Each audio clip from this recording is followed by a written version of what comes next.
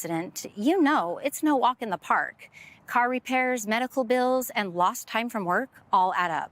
And if the insurance company isn't paying their fair share, you have to cover the rest, even if it wasn't your fault. That's why you need an advocate. Call us today, and we'll do everything we can to get you moving again. Come on. You deserve clear, risk-free advice to help get you back on your feet. You deserve an advocate. This is the Monty Show, the truth in sports talk streaming. When you want unbiased opinions about your favorite team without the spin, all you have to do is find the Monty Show, streaming live and available 24 hours a day, 7 days a week on YouTube. And now, here's Monty. Hello, my friends. Happy Tuesday. It is only Tuesday, August 20th, 2024. A pleasure to be with you. As always, we are presented by The Advocates. TheAdvocates.com, the best injury attorneys in the business. I tell you every day. It's not a matter of if, but when you get in a car accident. If you're a bike guy, mountain bike, road bike, motorbike, you know those of us in cars never give bicycles enough room. Call The Advocates. Did you get hurt at work today? Call The Advocates. Did you get murked by a semi-truck? Call The Advocates. They are ready, willing, and able to fight for you. And that's the right way to say it. Because I know insurance companies would never, ever, ever try to hold back even a single dollar from your pocket, because insurance companies are here to fight for that's a complete lie. Insurance companies are there to fight for themselves. They're going to try and keep every one of your dollars. And when that's not enough, they're going to charge you more in your premiums, right? You need somebody that's going to fight for you to get you what you deserve. That's The Advocates. That's why no consultation fees. There are no retainers. In fact, you don't pay The Advocates unless and until they win your case. Get to theadvocates.com, chat with an injury attorney, live online, 24/7, 365. And it won't cost you a dime at theadvocates.com. A lot to get to today. Who's first went in today? I should have known. Mountain Mama first went in today. Don't you know who I am? J2H will force orphans to eat roller food. Orphans. Well, you're an orphan. So Right. Think of the kids. Hit the like button. Hello, Sean Rollins. Hello, Real Pete Forte. Ooh, Pete. I don't know who looks at the I'm a loser. I'll just say that before I make that statement. I don't know who looks at the SP Plus rankings at ESPN, that the best in the business. If you guys don't know ESPN writer Bill Conley, you're crazy. The guy is fantastic. Unless you're looking at his SP Plus rankings as a San Diego State fan, where he has you 91st.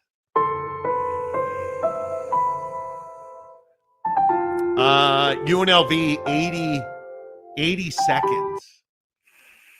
It's rough. I don't know that UNLV will ever get the respect they deserve.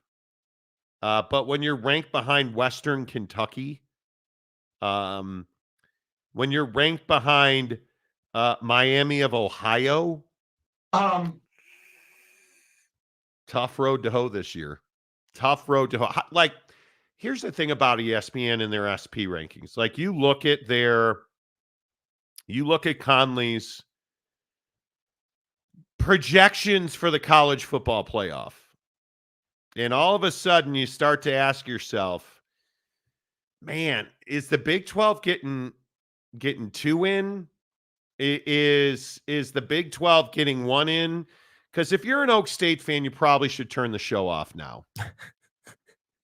You probably listen. You probably should turn the show off. Going to be a tough season. Conference title odds: K-State 21%, Utah 20%, Oak State 11. That's 11. That's between 10 and death. 11%, but certainly ESPN has Oak State getting in, right? I mean, obviously, they They don't. The 12-team bracket, first 4-round buys. Georgia, the Ohio State, Florida State, and Utah. I thought Utah sucked. They do. First round matchups. Okay. Wassa State and Texas, Alabama, Ole Miss, Pedo State and Oregon, the U, Miami Hurricanes, and Notre Dame. Completely wrong. How about the first 4 out? Because didn't hear Oak State's name. And I know that Oak State's the greatest program we've ever seen. First 4 out. LSU, out. Missouri, out. Tennessee, out. Oklahoma, Avi, out. Duh. Next 4 out. Michigan, duh. K-State, Clemson, and then Oak State. I'm a man. You're saying that they're ranked only in the top 20. So That's get your facts straight. hard for me to believe. The defense has seen a drop-off since former coordinator Jim Knowles left for Ohio State. Wow, are you saying that It's they're shocking? because I said their defense was good, not great the other day, and I think Oak State Nation lost their minds. It's a wee fence. And the stool water began to rise. Coach Mike Gundy has led the Cowboys to a winning record in each of his past 18 seasons, but has yet to reach the playoff. Oh, Ollie Gordon. Ollie Gordon, the nation's leading rusher, returns along with Alan Bowman, who is entering his 7th collegiate season. Who are you, Cam Rising? He was only sacked 7 times in 500 dropbacks. Looks like we're not the only ones saying, hey, it might be a rough season. I just can't even imagine that Oak State. I mean, how? I know we're just the assholes on this show, but but Oak we don't watch State? football either. I mean, come on. Oaks, are you? Are what does Gundy always say? Are you kidding me? No, Coach, I'm not kidding you. You're Makes me want to puke. Yeah, I assume so. Time to retire. Old Where are friend. we at in society today? In retirement. I will maintain. In one of these years, I think I'll probably be wrong. Never when I say that Oak State's not going to win until Mike Gundy's not the head coach. I mean, it's that simple. Real P Forte says top 100, baby. Exactly right. Exactly right. Mike Smith, J2H is going to get James all bricked up wearing that color of shirt. Well, I do what I can. Made it 10 minutes. 10 minutes into the show today. Before USC tried to get Alabama GM. Yeah, well, that didn't work because Alabama paid him $800,000. And you're not, I mean, you don't follow Kalen DeBoer to Alabama and then leave for USC. That's not going to happen. That's not. It doesn't make a lot of sense. The general manager of USC football was Kalen DeBoer's essentially top lieutenant at Washington. They leave Washington, go to Alabama, and immediately people were trying to recruit his general manager away. So they paid him $825,000 to be the general manager of Alabama football. God damn. As I always say, I should have been a lawyer. And in this case, I should have gone to work in the SEC. Here's a question for you. Is the SEC truly elite? Oh boy. Yesterday, so many people, I was told that I was a liar and I'm living in an echo chamber of our own creation and all this great stuff because I said, why do people hate the Big 12? And then just a litany of I hate the Big 12 because comments. Okay, well, let's do some real hating today. Let's talk SEC football, which always brings out the worst in college football fans because I hate to break it to you, and I'm not sure how you will survive the Monty program when I say it's not even close. The SEC is the best college football conference in the country, and you need to come to terms with that. Period. End of story. That's it. Show's over. See you tomorrow. Right? Like that.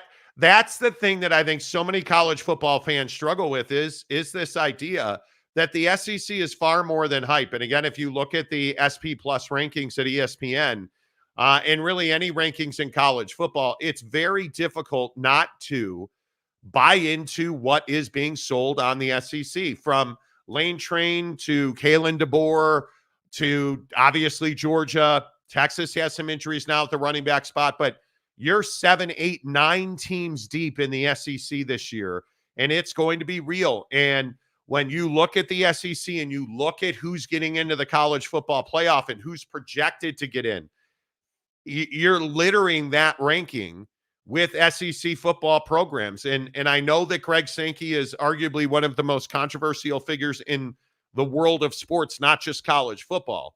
But the guy, in my opinion, is controversial because he does a very good job. He facilitates an atmosphere of competition, cash making, and wins. That's what college football is all about today. So, Jake, I think it's hard to make the argument that the SEC is not the best college football conference in the country. Yeah, and I think the first thing that people want to point to about the SEC, if you compare them to the Big Ten, that's the natural comparison, is that, the Big Ten somehow is a deeper conference now. And I think the Big Ten still has to prove that. The SEC is a conference that, every single year seemingly is right in contention for the national championship. And they always have a team that does not get in that would beat your best team. So, last year it's Georgia, right? Where Georgia is one of the best teams in the country, but still does not get in.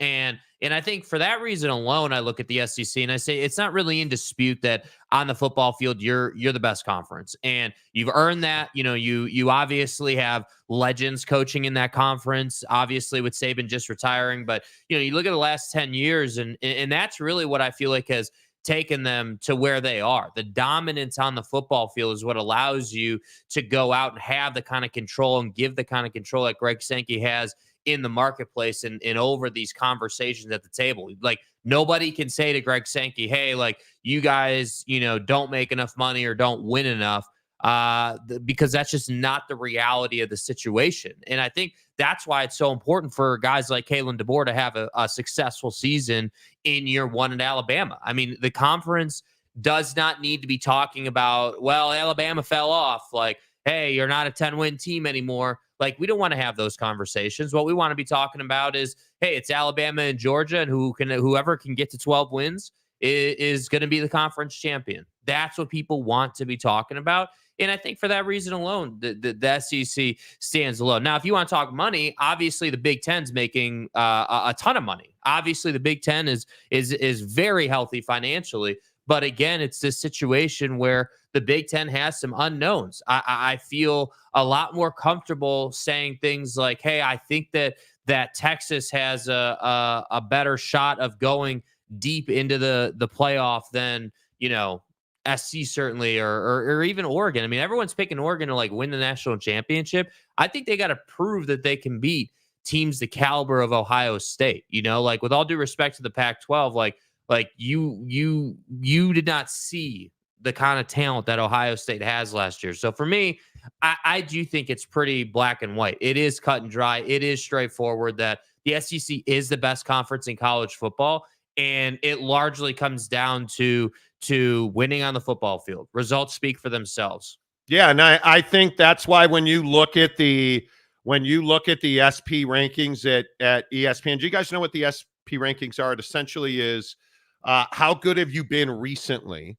How much returning production do you have, and how are you recruiting? And it is, I think it's one of the more unbiased views of what where and when and how your program sits. And you look at just look at the top 15 and look at Georgia 1, Ohio State 2, Oregon 3, Bama, Texas 4, 5, Penn State, Michigan, Ole Miss, Notre Dame, LSU, Missouri. You look at Oklahoma, Texas A&M, Tennessee. You look at all of the representation that the SEC has in the top 20 of the SP rankings at ESPN, and I think it's awfully difficult to make the argument that the SEC is anything but the best college football conference in the country. And I mean, by any measure that you want to put forward, by any ranking, by any coaches poll, AP poll where the soccer writers vote, like it doesn't matter how you look at this. The SEC routinely puts teams in the college football playoff, routinely recruits at the top of the recruiting cycles, and wins games on the field. You routinely have Georgia and Bama. You look at Lane Kiffin now with Ole Miss, and you look at the growth in Ole Miss's program. There's so many reasons to believe that they are the best. And we talked about the Big 12 yesterday, and one of the things that really should concern you if you're a fan of the Big 12 and really the ACC is you go up and down these rankings, and if you are not Utah at 18, you look at Oklahoma and Texas. That's what hurts if you're a Big 12 fan, because they're not in your conference anymore. But if I'm looking for an ACC team, obviously I'm thinking Florida State, but Florida State's 12th. Florida State is number 12. And Clemson's 16th. That's it. I mean, that's really all she wrote, but you can get Kansas State in here. You can get Utah in here. Miami comes in at 19. And again, I go back to Oak State fan. You're 20th. You're barely in the top 20 at 20. Yeah, I mean, I just think that Oklahoma State is not a team that the Big 12 can reliably say, yeah, that they're going to the college football playoff. I mean, you can't say that. And again, I know we talk about Gundy and we talk about the Solly Gordon situation all the time, and we make a joke about it with James, but I'm being serious. Like I don't think even if you're the biggest Oklahoma State supporter, how can you factually say that, hey, our squad's going to the college football playoff, this year? Yeah. How can you even say that? Because the thing is, I don't think people appreciate, like, just because it's a 12-team playoff doesn't mean your odds got better. Like, you understand that, right? Like, you've got 5 conference champions, and then you've got 7 at large. And most of those 7 are going to be Big Ten SEC schools. Like, you just need to understand that. So really, you're only competing for what, 2 spots, probably, honestly, for the Big 12 and the ACC, like 2 spots. Yeah, I'm really curious to see, does the Big 12 get 2 teams in? Because again, with the projections from ESPN has. I mean, is it shocking? It actually is a little surprising that you look at the college football playoff predictions right now. Again, Georgia, Ohio State, Florida State, and Utah are the top 4 power conferences. Boise State gets the G5 nod against Texas in the first round. Alabama, Ole Miss, Pedo State, Oregon State, and the U in Notre Dame. First of all, amazing matchups. Really good matchups. I don't think Notre Dame will be there. That's just my opinion. But what's noticeable here is you don't have 2 Big 12 teams. You've got 2 ACC teams getting in there with Miami at the end. But where is the second Big 12 team? Again, you got to go all the way down to the next 4 out with K-State and Oak State. And that's a real problem. That's a financially devastating proposition. If this becomes reality and you only get Utah in, if the Utah Utes are the only team in the college football playoff from the Big 12, you're in my opinion, you're in trouble. Well, and I think that the Utes don't even feel like a Big 12 team. I mean, that's the other thing that I look at with this situation for the Big 12 is the Utah Utes are not a traditional Big 12 team, right? This is obviously a newcomer to the conference, only here because the Pac-12 melted down, and they needed a home. And, Kyle Whittingham has, in my opinion, had a great offseason, has both in the media and on the football field. Adding depth to the quarterback room, like your defense is as good as it's ever been. Like you're in a good spot at Utah. But I think for the Big 12, if Utah goes out and wins the conference, goes to the college football playoff, and not even wins a national championship, but let's just say they won college football playoff game and then got eliminated in game 2. That's to me, that's not even that great for the Big 12 because Utah isn't really a Big 12 team. And And it would be a lot different if Kansas or K-State or, I don't know, Joey, Texas Tech got into the college football playoff and won a ball game. That then would feel like, hey, yeah, you know what? Like the depth in the Big 12 actually showed up. Like they actually performed. They put out the recruiting's there. Like they're going to get that money. But if it's just Utah, I really do believe we'll be sitting here on the show talking about the fact that, yeah, man, the Big 12's got a lot of work to do, because I firmly believe the Big 12 is a better conference on the football field than the ACC. But if the ACC gets Florida State and Miami, it's going to get harder to say that. And I will just continue to tell you that, in my opinion, the team that nobody is talking about in the Big 12 is Central Florida. And you look at KJ Jefferson, you look at the SP Plus rankings where Bill Conley has him 45th in the country. I'm telling you now, the University of Central Florida, they're going to win a lot of games. They're returning offense. They were a very good offense with real questions at quarterback. KJ Jefferson answers that. And again, watching, a lot of people in the know, I do think that KJ Jefferson can be something special with Gus Malzahn. Is he the next Cam Newton? Everybody wants to keep saying that. I'm not buying that. Cam Newton was a really good quarterback. I am buying that KJ Jefferson's his own man, and I am buying the fact that UCF is the sleeper in the Big 12. Well, and what do we know about KJ Jefferson? I mean, we know the guy's got an absolute cannon. We know that he's not scared to push the ball down the field. And when you play the kind of offense that UCF plays, which would be, pushing it down the field, big play bias, in my opinion, when you watch them, like you're talking about a team that potentially could beat some teams that they shouldn't beat. And I think that, again, that's the other thing for the Big 12. And that's why I am genuinely concerned about like where the conference is going. Not that the conference is in danger or like, we're in a bad place, because we're not. They're fine. But when we're talking about making money and ultimately getting into this like Super League situation and, these next couple of versions of the college football playoff, dude, the SEC and the Big Ten are on autopilot to the Super League in 4 or 5 years.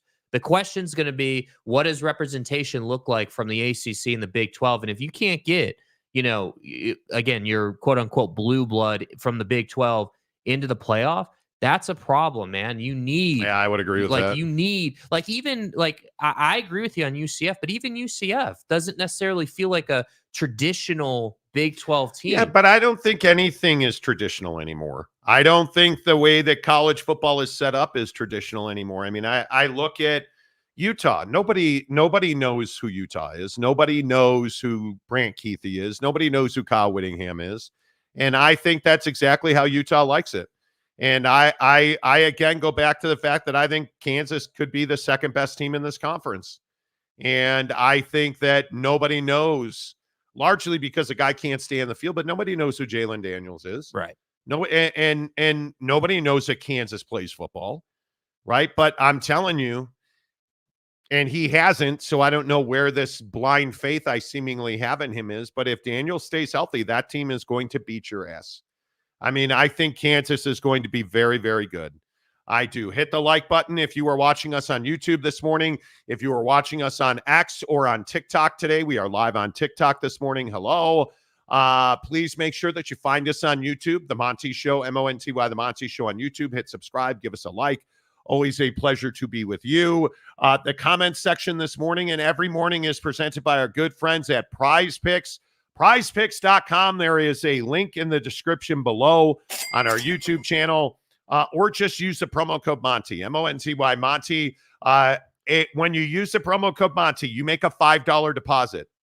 Prize Picks will give you $50 more. Plain and simple. It is straightforward.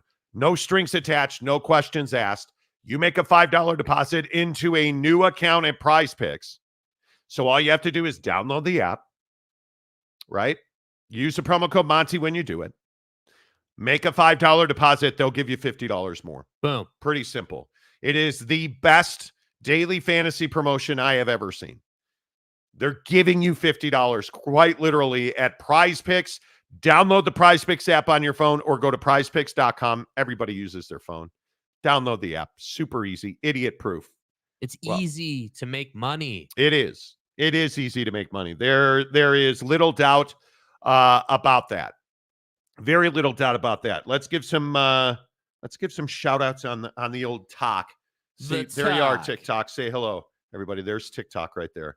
I am not a big enough deal at this point in my TikTok life, to be able to do the TikTok studio. Oh, but it's fine. Laura Lashley, hello. Lulu, hello. Jeff Flozer, hello. Flozer?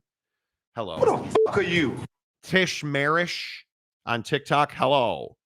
Good to see you guys as well. Let's see. Noel Ramirez, the noted UCF fan on the show. So, no, Jake is saying we shouldn't be happy for Utah. Yeah, you did kind of bite yourself in the sack. what do you mean? Where are you at on Utah? I think, yes. I don't think there's anything that Utah can do to earn people's respect. I don't. So let's be really clear. I'm not hating on Utah with my Big 12 comment there. What I'm saying is that I do think Utah is going to win the conference. I do think Utah is going to the college football playoff. And I think their success in the playoff is largely contingent on matchup. I mean, if they get, if you get Oregon in the college football playoff, I like your chances. I think you can play with them all day. I think if you get a top tier SEC team, well, you're going to have to prove it to me, right? You're going to have to prove you can stay healthy in a big game like that. You weren't, again, I'm just going off a track record. I'm not hating. I'm just saying. Hey, which means you're about to hate. Yeah, let me be the asshole. You weren't able to stay healthy against Ohio State. So I'm not 100% confident that if you're playing an SEC team, like even Ole Miss as an example, let's say you pick up Ole Miss in the playoff, like that's going to be a tough matchup. But what I'm saying about Utah and their brand is, when I think of Utah, I don't think of them as a Big 12 team. I think of them as a Pac-12 team. I would agree with that. And my point there was that if and frankly when, in my opinion, Utah goes out and wins the conference and goes to the playoff, that's not great for the Big 12, because ideally you would have Oklahoma State or Kansas State or Kansas or, again, Tech. Like, I feel like Texas Tech really should be like kind of the poster child of this conference now that Texas and OU are gone, but they're not there yet. And so that's what I'm saying. It's not really about hating on Utah, that we shouldn't be happy for Utah. It's more about like, hey, yeah, the Utes are good. They're going to go and do this. I fully expect them to have a great season, and that's awesome. But for the health of the conference moving forward, you got to have what I would call more traditional Big 12 brand step up and I would agree with have that. some success. I would absolutely agree with that. Force Ghost Fabio, hello. Where have you been, Ghost? Am I the only one that has lost all interest in college football since realignment and NIL are now a thing? Yeah, you are the singular you're guy. on an island, bro. Because I think NIL and realignment has been a boom for college football. Now look at what Gundy said yesterday, talking about the Big 12, right? Like, hey, have your agent stop calling us asking for money, man. Stop. Like, look at what Brian Kelly had said all those weeks ago, buddy at Boise State, right? Like, you got several coaches who have come out and said, like, we're not in the mood to talk about more money. That's right. We're not in the mood for, hey, you're only coming here because you want to make money. And then what do we have? We have the players at Colorado State saying that they're staying at Colorado State because they're on a mission and they want to take Colorado State to the playoffs. So you see the contrast in these programs being very different. And frankly, that's why the Super League is necessary, because the big time SEC teams don't have a choice. They have to pay guys. Yeah. But Colorado State can sell dudes on not making as much money because you were never going to go and play top end SEC football anyway. Yeah, I agree. Penn State and Michigan are not better than Ole Miss. I didn't want to say that, but I agree with that. I agree with that completely. I think Michigan is in a prove-it year. This is one of the most critical seasons in the history of Michigan football, in my opinion. Let's see. Craig Erlandstons and stuff. Big Ten hockey is elite except for Notre Dame. Yeah, 100%. Big Ten hockey. It's not going to be a long year in the swamp. It's going to be a long year in the swamp. My bad. Toughest schedule, big issues with the head coach, great recruiting, but I can't find 6 wins. Big as a 4-school conference, SEC deep, go Gators. Yeah, I don't think you're going to be saying go Gators much. I don't think so. Let's see. James, Notre Dame is not getting in the playoffs. 2 or 3, Utah, 2 of 3, Utah, K-State, and Oak State will get in. Notre Dame, our mother. What's going to happen if UCF wins big games? I hope, and I'm probably the only one, and I freely admit I'm the only one. I hope that I am, at least I get some credit in November when UCF is contending for a conference championship. Do you think they get to 10 wins, 9 wins? I think it's going to be really close. Their offense is going to be elite. Yeah. Their offense is going to be elite. Oh, it's like you always say. I feel like you say it every day. Like the bounce house is an elite home field advantage. Yeah, totally agree. Calford says number 43. There you go. UW fan Jim, preseason hype intentionally gives the big names a head start. Don't even disagree with that. But haven't they earned that? Like, you've earned that. Like, Well, you've Georgia, won- Bama, Oregon, they've earned that. The- I mean, Connor Stallions earned the hype. The has earned it, absolutely. Oak State, James, K-State is better than KU. Kalen Daniels. I don't know who Kalen Daniels is. Bro, man. Never heard of him. Is Kalen Daniels going to be in the Heisman conversation this year?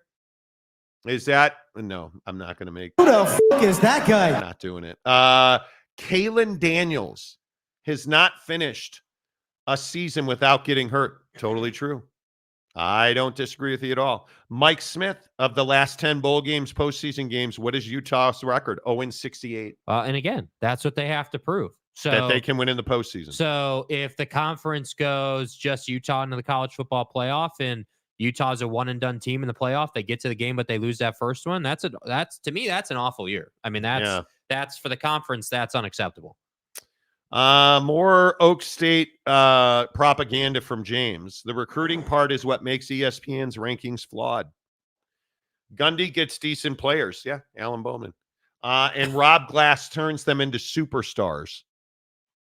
That's Oak State's formula. Yeah, that's worked out so well, hasn't it? No, I'm not playing your game today. I'm not. You're not sinking the hook. I'm not doing it. Steely Matt wants to know if Gundy cut his mullet yet. Nope. It's flowing. I'm a man. It's fine. It's fine. I think we look at it's fine. Name a better group of wide receivers. Owens, Stribley. Hello, Owens, Stribling, and Presley than what Oak State has. Bro, why do you want to play this game, Are you being dude? serious right now? Like, seriously, is this trolling or like, are you being for real? Okay. Midweek Coug. Oregon has not earned elite anything. They need to win big games. Hundo P. Yeah, same boat as Hundo Utah. P. I think that's where I could say the same thing about Oak State. What does Oak State earn? They haven't won big games. You know what the difference though with Oak State is? The difference is that I don't believe Oak State's getting to the college football playoff. Oregon's going to be there. Is going to be there. Utah, I think, will be there. Like we can comfortably say, hey, like these schools, like specifically Oregon and are going to be in the college football playoff. I like they would have to be a 3-loss team not to get in. Dev MC, another day, another comment section where James embarrasses Oak State. Yeah, next question. James takes a lot of heat on this show. I mean, look, James, listen, I appreciate your support. I appreciate your loyalty to Oak State. I get it, bro. But you can't say things like name a better wide receiver room than Oak State. I don't know. Ohio State? I don't know. A lot of people are hyping up K-State's wide receiver room, which I think is largely unproven. But, Georgia, like I'm just telling you, you have a good team, but I don't believe you're getting far in the playoff. I think Tez Johnson and Evan Stewart are the best combo in the country. And I'm not even trying to pick on you, bro. I'm just telling you. And I just think Ole Miss, Lane Train's got ass loads of wide receivers. But admittedly, another guy that's got to prove he can get it done late in the year. He hasn't been able to beat the big boys yet. but he has a ton of talent. Yeah, I don't know. I might be with you. I don't think Ohio State's better than Oregon, but I mean, Egbuka's really good. I don't know. I mean, if you look at Jeremiah Smith, who was the number 1 recruit in the class of 2024, I think it is going to be very difficult. I mean, Carnell Tate, But think about the position. Mylan Graham. Bro, think about the position Oklahoma State's in, right? If you're a defense going to Stillwater to play them, you're first. Everybody and their mom knows who Ollie Gordon is. I don't care what conference you're playing in. You know who dude is. Travis Hunter. Yeah, right. Travis Hunter. How is Shedeur? Hey, that's some hate right there. Shedeur Sanders is nowhere near the All-America teams. How is that possible? Somebody needs to explain that to me. How is that possible? I don't even know how you have an All-America team without Shedeur Sanders. That's wild to me. And then you look at Travis Hunter, Jimmy Horn, who is unbelievable. LaJohntay Wester, Will Shepherd. Like, I'm telling you, can somehow, some way, Colorado play enough defense to win games? Because I think they're going to score 700 points a game. Honest to goodness. James, Oak State James, pays us $5 to say, I'm not trolling. Well, that's the issue, isn't it? Oak State has 3 legit stars at wide receiver. Stribling got hurt early last year. He's healthy now, but Jalen Daniels, he got hurt and you wrote him off. Right? I mean, you can't have it both ways, dude. For the record, he said FTR. Okay, for the record, that's Cool Kids Club lingo. But that is for the record. That's not for the rectum, right? Right. I pick the Ohio State to win it all. Okay. Out on a limb there, aren't you, Oak State James? Wow. I mean, I appreciate your bravery in that selection. You know, bro, that's okay. That's okay. That is okay. You know, it's fine. Mike Smith, just thinking of Washington's wide receiver roster last year, multiple wide receivers going in the draft. But what was Washington's problem? Well, they ran into a better defensive line than they had offensive line, and that really hurt them. And that's where I say, okay, if you're a defense going to Stillwater, you know you're going to stop Ollie Gordon. And what happened? Giggity. Oh, boy. Your mom's room is a better receiving room. Got him. Oh, my God. That's amazing. San Diego State. Glenn, good morning. What did I miss? Nothing. You didn't. Nothing. Sexy San Diego State talk. Yep, you missed it. Man, it was amazing, too. Midweek Coug. If Colorado starts to lose, they will quit like last year. Maybe.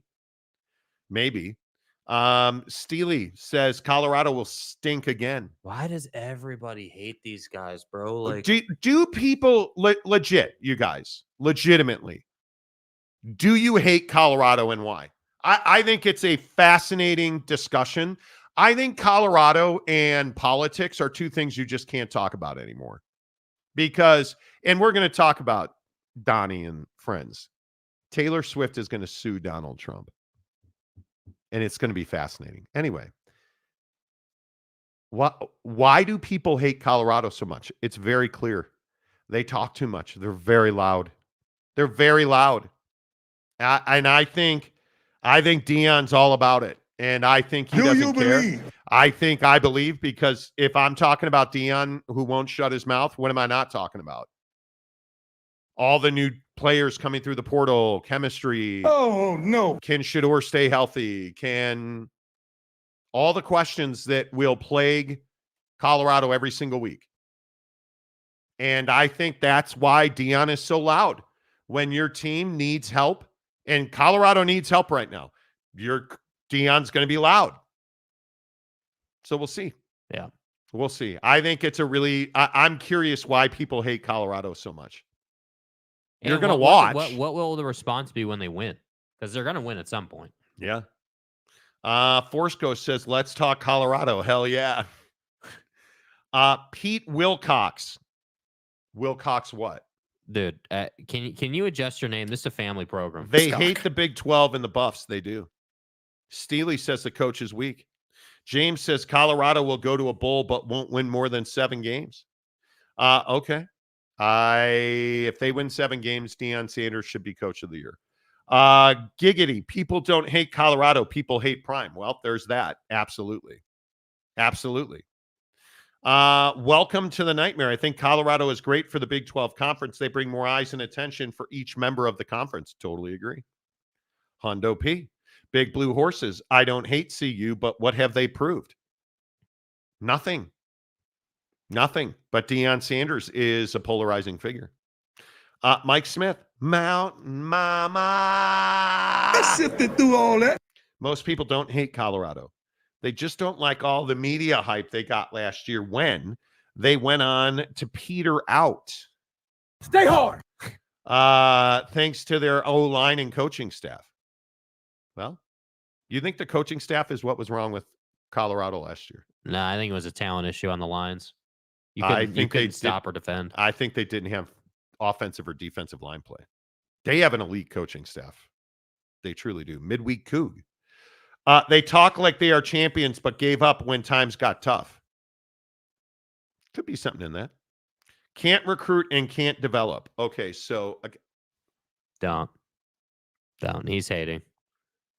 anybody, and I'll continue to say this. If you're the guy that's like, look at his recruiting ranking, you don't understand how recruiting works. Go look at the guys that are on that roster. If Deion can't recruit, how does he have the number 1 offensive tackle in the country? If Deion can't recruit, how does he have Travis Hunter, the number 1 college football player in the country? If Deion can't recruit, why is he always able to draw dudes in the portal? And if Deion can't recruit and they can't develop, how did he dominate at the HBCU level? And it's amazing to me that we make statements like can't recruit, can't develop. Shedeur Sanders isn't a development guy. Travis Hunter playing offense and defense at an elite level, that's not development. Come on. I think, Yeah.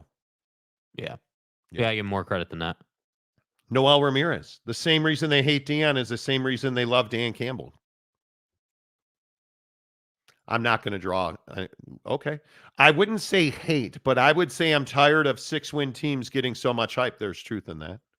Calford, they lost to Stanford. They did. That's true. I would agree with that. San Diego State Glenn. Colorado is must-see TV regardless of what you think. WYT is what you think. Right. Just so you know.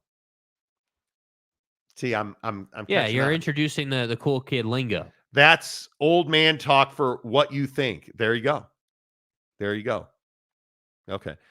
Craig says, I don't hate CU. I just hate their fans. What did their fans do? Which is fine. It's fine. I think they had coaching staff issues. They did change some. Yeah, Sean Lewis went to USC, I think. But I mean,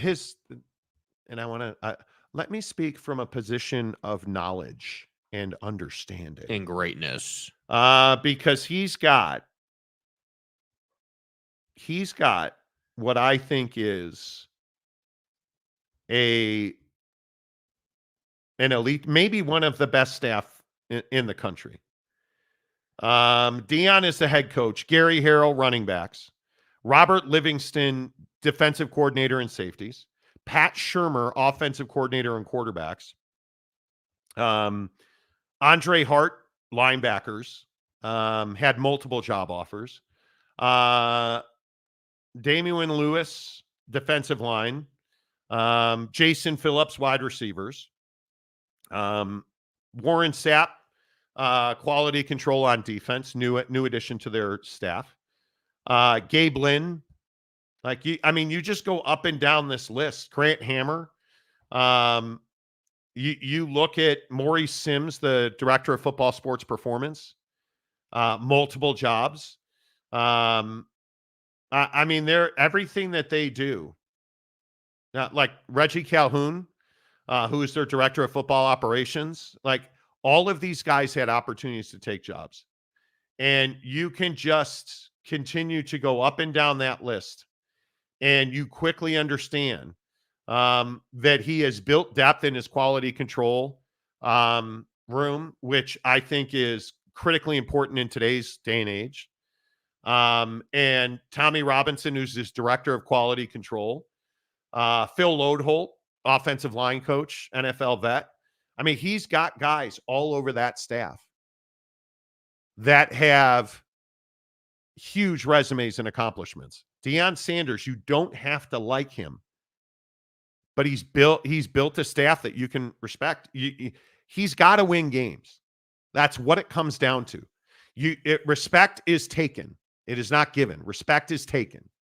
You have to, in sports culture, respect is taken. You don't have to like Dan Lanning. You have to respect what he's built. Yep. You don't have to like Lane Train. You have to respect what he's built, though. He's taken your respect from you. So, to me, it is one of those things where you just have to, like, and again, I just say, like, when people look at anymore with the transfer portal, your recruiting, high school recruiting has never meant less. The portal is far more important. And I think we've seen this, that the overall recruiting ranking skewed. Like the argument that Deion Sanders doesn't recruit well is absolutely unfounded and ridiculous. And it shows up every single day.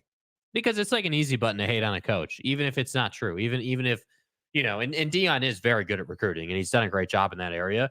But it's one of those things that people are like, oh, he doesn't recruit. He's not a good head coach. He's terrible. Look at their roster. Like, that's what people like to say. And I just think it's unfounded. It's not factual. He has talent this year.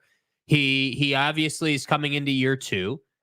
And I think, year 1 was largely successful. I mean, you're talking about adding 3 wins to the schedule. That's a lot for a first-year head coach. And I think the problem is that, to your point, Deion's loud, so people don't give him the benefit of the doubt. Nobody's willing to say, hey, yeah, it was his first year. He won 3 games, and then they basically tanked the rest of the season. And that's what I think people hold over his head, that, they didn't finish the season strong. I don't remember how many in a row they lost that in the year, but it was a lot. 12. Yeah, it was a lot. Yeah, I think it's going to be interesting to see, just how all this new talent stays together. I mean, I look at, the defense just has so many guys coming in. I don't even know how you, Okunlola from Pitt, BJ Green from Arizona State, Quincy Wiggins from LSU. I didn't even talk about Quincy Wiggins from LSU. Right. Like, those are all 4-star defensive linemen. So Deion can't recruit. Okay, well, he just brought in like a gaggle of 4-star defensive linemen on what is inarguably his weakest unit, defensive line. Right? But nobody talks about that. Right? I just think that, yeah. Just make sure your hate's justified, right? Like, if you're going to hate on the guy, just make sure that you're not saying he sucks at recruiting, because that's just not true. Like, it's going to be, like Jordan Seaton is does anybody question that Jordan Seaton's the number 1 tackle in the country from IMG? Does anybody question that?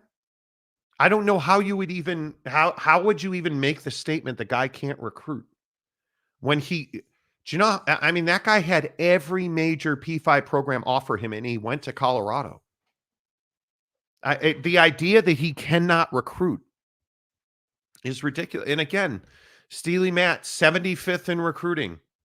That doesn't matter? No, it doesn't mean a fucking thing. And what I can't get people to understand is, I just told you he brought in 4 4-star defensive tackles, but he can't recruit. Well, why is he 75th in the country? Because the guy puts far more value on the transfer portal than he does in high school recruiting. So no, that's 75th in recruiting.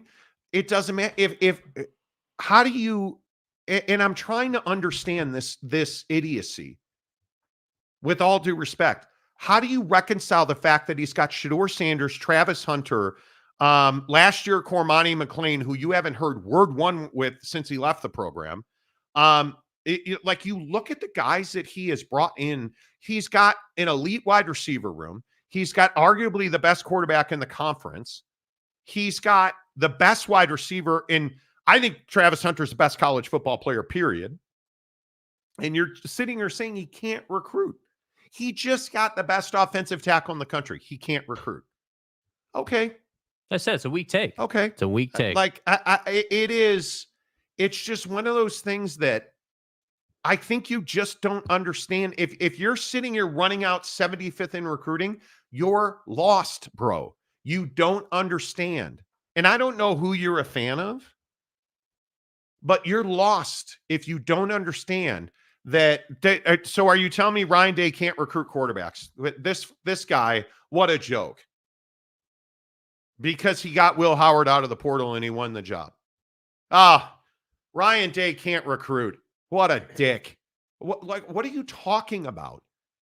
Did he need the best high school quarterback this year? He didn't. He went and got Will Howard, who is a clear, clean-cut upgrade from Kyle McCord. Come on.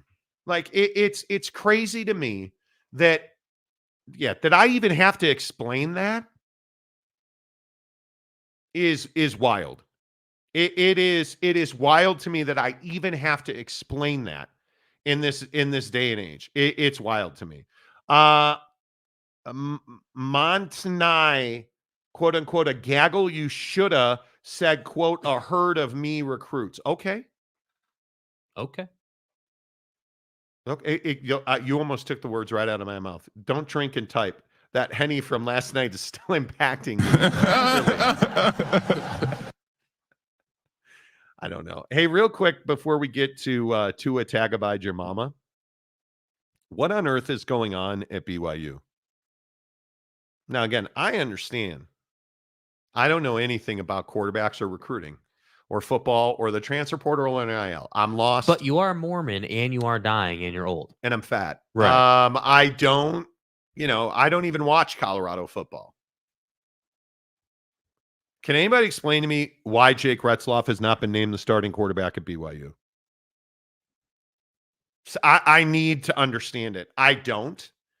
If you follow me on the old tweet machine, you've seen, I think he is far and away the starting quarterback at BYU. I think he's beaten out Gerry Bohannon.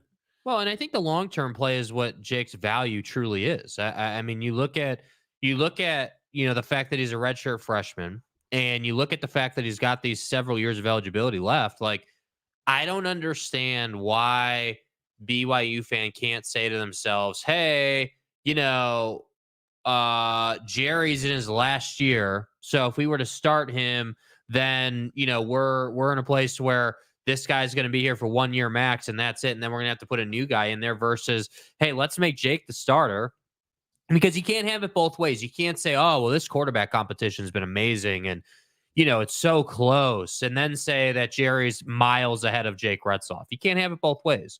And in my opinion, I think that Jake Retzlaff is the clear-cut choice because of the eligibility. I agree. Because of the fact that he knows the offense so damn well, mainly because he's been studying it and he's been working on it for however long now, way before Gerry was in the program. And ultimately, the guys like Jake a lot. Not to say they don't like Bohannon, but Jake has those relationships in place since last year. Like, this is somebody who's already been in the offense and on the field. If you read the comment section and you listen to what BYU fans of some percentage of BYU fans, one of the major arguments is Jake Retzlaff choked last year. Well, Jake Retzlaff last year did not have a spring session, did not know the offense in the fall, and was never the starting quarterback and was never getting reps with the ones. And then all of a sudden they threw him in, and you expect a guy who is new into the program, doesn't know the offense, didn't have spring ball, doesn't have chemistry with his player, with his wide receiver specifically, flux on the offensive line. You just expect that guy to succeed. Wait, are you talking about Jake or are you talking about Gerry? And, but again, I think it's really important to focus on Jake Retzlaff last year, not understanding the issues that impact a quarterback's success and failure. It's what I say. It's what I just said about Deion Sanders and Colorado. If you don't understand, you have to do nothing more than tell me that Jake Retzlaff choked last year to let me know that you don't know dick about BYU football. The idea that you threw a quarterback into the fray with no spring ball and coming off a major surgery, by the way, which is why he missed spring ball, really didn't have a full summer of conditioning because of that surgery.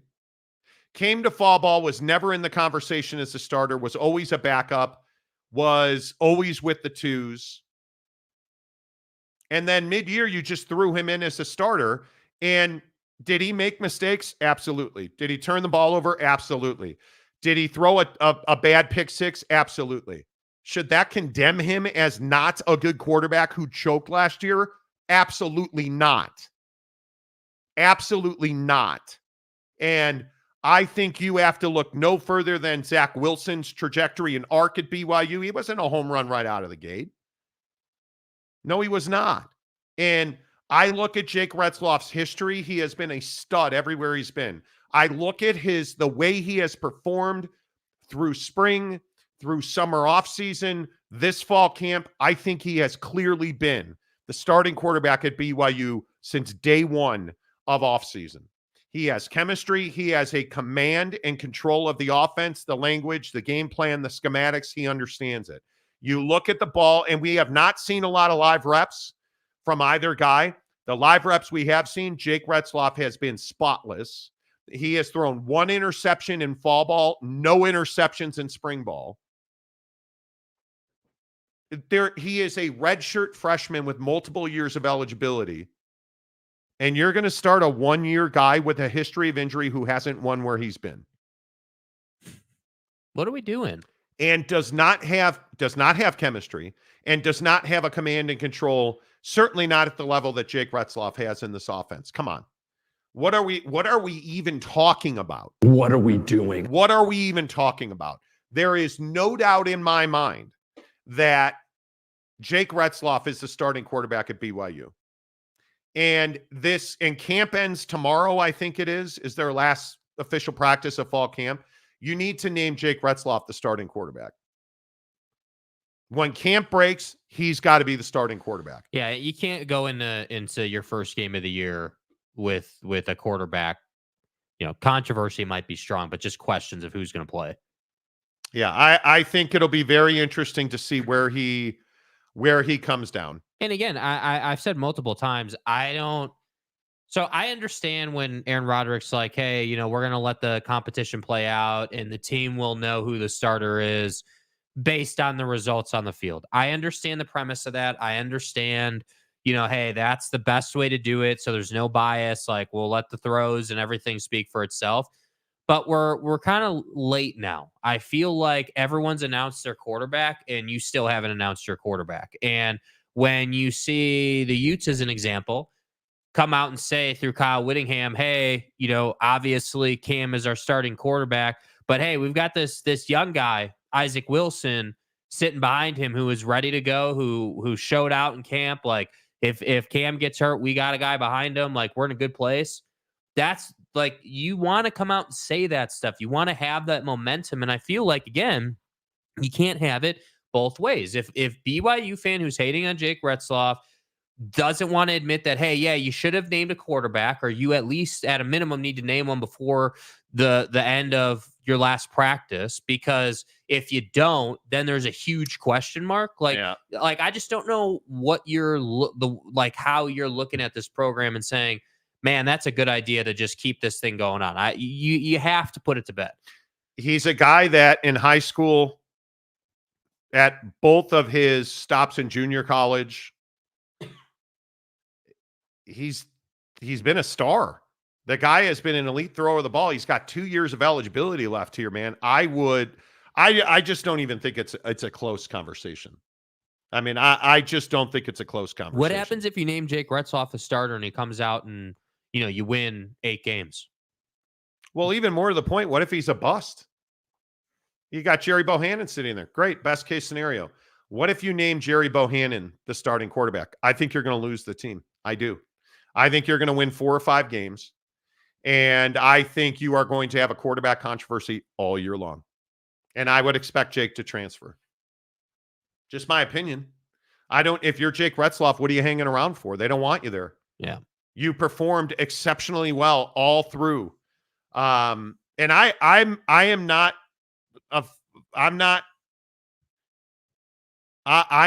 at all in any way, shape, or form married to either guy. I think if you're a BYU fan and you're rooting for Gerry Bohannon, I think you are absolutely lost. Because this team is not a factor this season in the Big 12 or for the college football playoffs.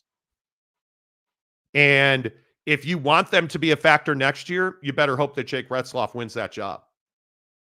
Because my opinion is Jake has done everything you've asked him to do. He's performed at an exceptionally high level the last 2 weeks in camp. You look at the scrimmages, Gerry Bohannon simply has not outplayed him. And if you are going to take the job from Jake Retzlaff, Gerry Bohannon had better have outplayed him, and he has not. Because the chemistry, the relationships, the work, the offseason, that's all Jake Retzlaff's team. To go into fall ball, not get outperformed, and still lose your job, that's when I'm going to have a problem with it. Because if I don't want to hear this nonsense if they give this job to Gerry Bohannon, oh, Gerry was just the better quarterback. Okay, well, that's not what you've said. That is not what you've said. And if we take Aaron Roderick and Kalani Sitake at face value, which why would we not? If we take them at face value and it's an even competition, Jake Retzlaff's your starting quarterback. Mm-hmm. End of story. It's just one of those things where I feel like this is not a tough decision. It's pretty straightforward, and it would be especially surprising as well when you look at the situation Kalani's in. Kalani needs to perform this year. They need to have a good year, and I just the having a good year for a football team starts with having your quarterback room in order, and from there you can build as a team. And I will again say, it's the same thing I say as always. I think they know who it is. You can't tell me that we're 10 days away from kickoff and they don't know who their starting quarterback is. If that's the case, you have much bigger problems than we all know and suspect. And my guess is right. You just look at the film that's available to us, and you talk to guys in Provo. Jake Retzlaff has looked really good. He has not turned the football over. I think very clear. You look at the guy throw the football, he looks like a better quarterback this year than last year, which, again, with zero preparation in an offseason last year, I think the guy performed well. Did he win games? No. But if you go back to that Oklahoma game, I think we could all agree they should have won that game. Should have, could have. They didn't. It doesn't matter. But my point is, all of the BYU fans that are vilifying Jake Retzlaff, I don't know what you're looking at. And I get it. It is what BYU fan does. BYU fan loves to be masochistic and just pound themselves on the shins with rebar. It's classic. That's what BYU fan loves to do. So I'm just saying. Tanner Plummer, based on what reporters have seen from training camp, they're leaning towards Gerry. I don't know. So there's Gerry a third is. quarterback now? Who's Gerry? Gary Johansson? Oh, you mean OG Gerry? OG Gary's the star. Okay. Okay. That'll be interesting. Good to see you, Tanner. BYU probably knows who the quarterback is, doesn't want any team to know, making it complicated. Probably. Glenn says, Monty, you forgot to add and burn the BYU t-shirt. Well, Right. there is that. According to reports, Jake hasn't really outplayed Gerry. It's not Gerry. It's Gerry Bohannon either. I do think Jake should be the starter, but it may not be as clear-cut as you guys think it is. It's not clear-cut. If neither guy has separated themselves, you're giving the job to Jake Retzlaff. Why would you give it to Bohannon? Gerry Bohannon.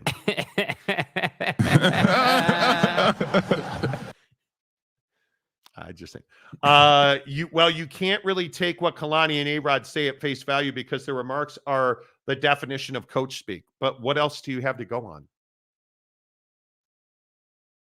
What else do you have to go on? Nothing. And having covered those two guys for well over a decade, they're both men of integrity. So why would I question them or second guess them? I would not do that. And knowing people in Provo and talking to people in Provo and seeing, you look at the live reps that we saw from Jake Retzlaff, the guy is accurate with zip. The ball he throws a beautiful ball that's easy to catch. I still maintain one of the most important players on this offense is Cody Epps. He has incredible chemistry with Cody Epps. The ball yesterday to Cody Epps was incredible. Dime piece. You know, like whether he's in the action we've seen him with the twos, in the action we've seen him with the ones. I mean, what have you seen from Jake Retzlaff in camp that you don't like? I think that's the problem. People don't see a lot. He had a tough couple of days in week 1. Other than that, he's been pretty flawless. I don't know that there's a whole lot you don't like. You know, like that to me is interesting. Mike Smith, I think the reports are that Jerry Springer is ahead of Jake for the position. Anybody see that Phil Donahue died yesterday? If you don't know you probably don't know who Phil Donahue is. Phil Donahue's a legend. A legend. The guy's remarkable. Jeremy Severe, BYU likes shiny and new instead of old and known. BYU has struggled with development. Difference between BYU and Utah. Well, I think Cam Rising the first in a long line of prolific quarterbacks at Utah. Could be. Absolutely. I mean, he's anchored that team. Very well could be. And they were not the same without him. And when he took over, and I think this is a very interesting parallel between BYU and Utah. I can't even remember the cat's name, the noodle arm quitter quarterback from a couple of years ago. God, yeah, I don't remember his name either. Who came in from Baylor and then went to Liberty. Yeah. I know who you're talking about, yeah. Cam Rising won that job, and they didn't give it to him. And what happened? The team sputtered. This is the exact same situation. This offense is better when you have Jake Retzlaff under center.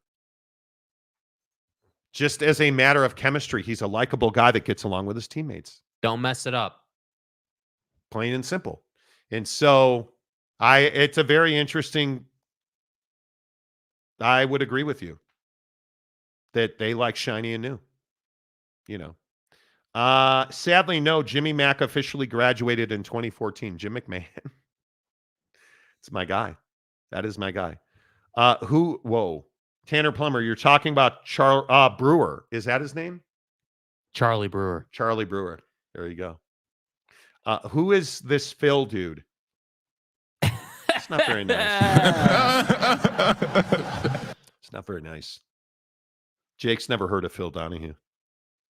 Oh, you're so cool, Charlie Brewster. What movie was that line from? Brewster's Million, I hope. I don't know. Phil Donahue, Notre Dame alum. And noted puller of hot middle-aged women. Phil Donahue. Don't you know who I am? Phil Donahue. Stud. Rest easy, my guy.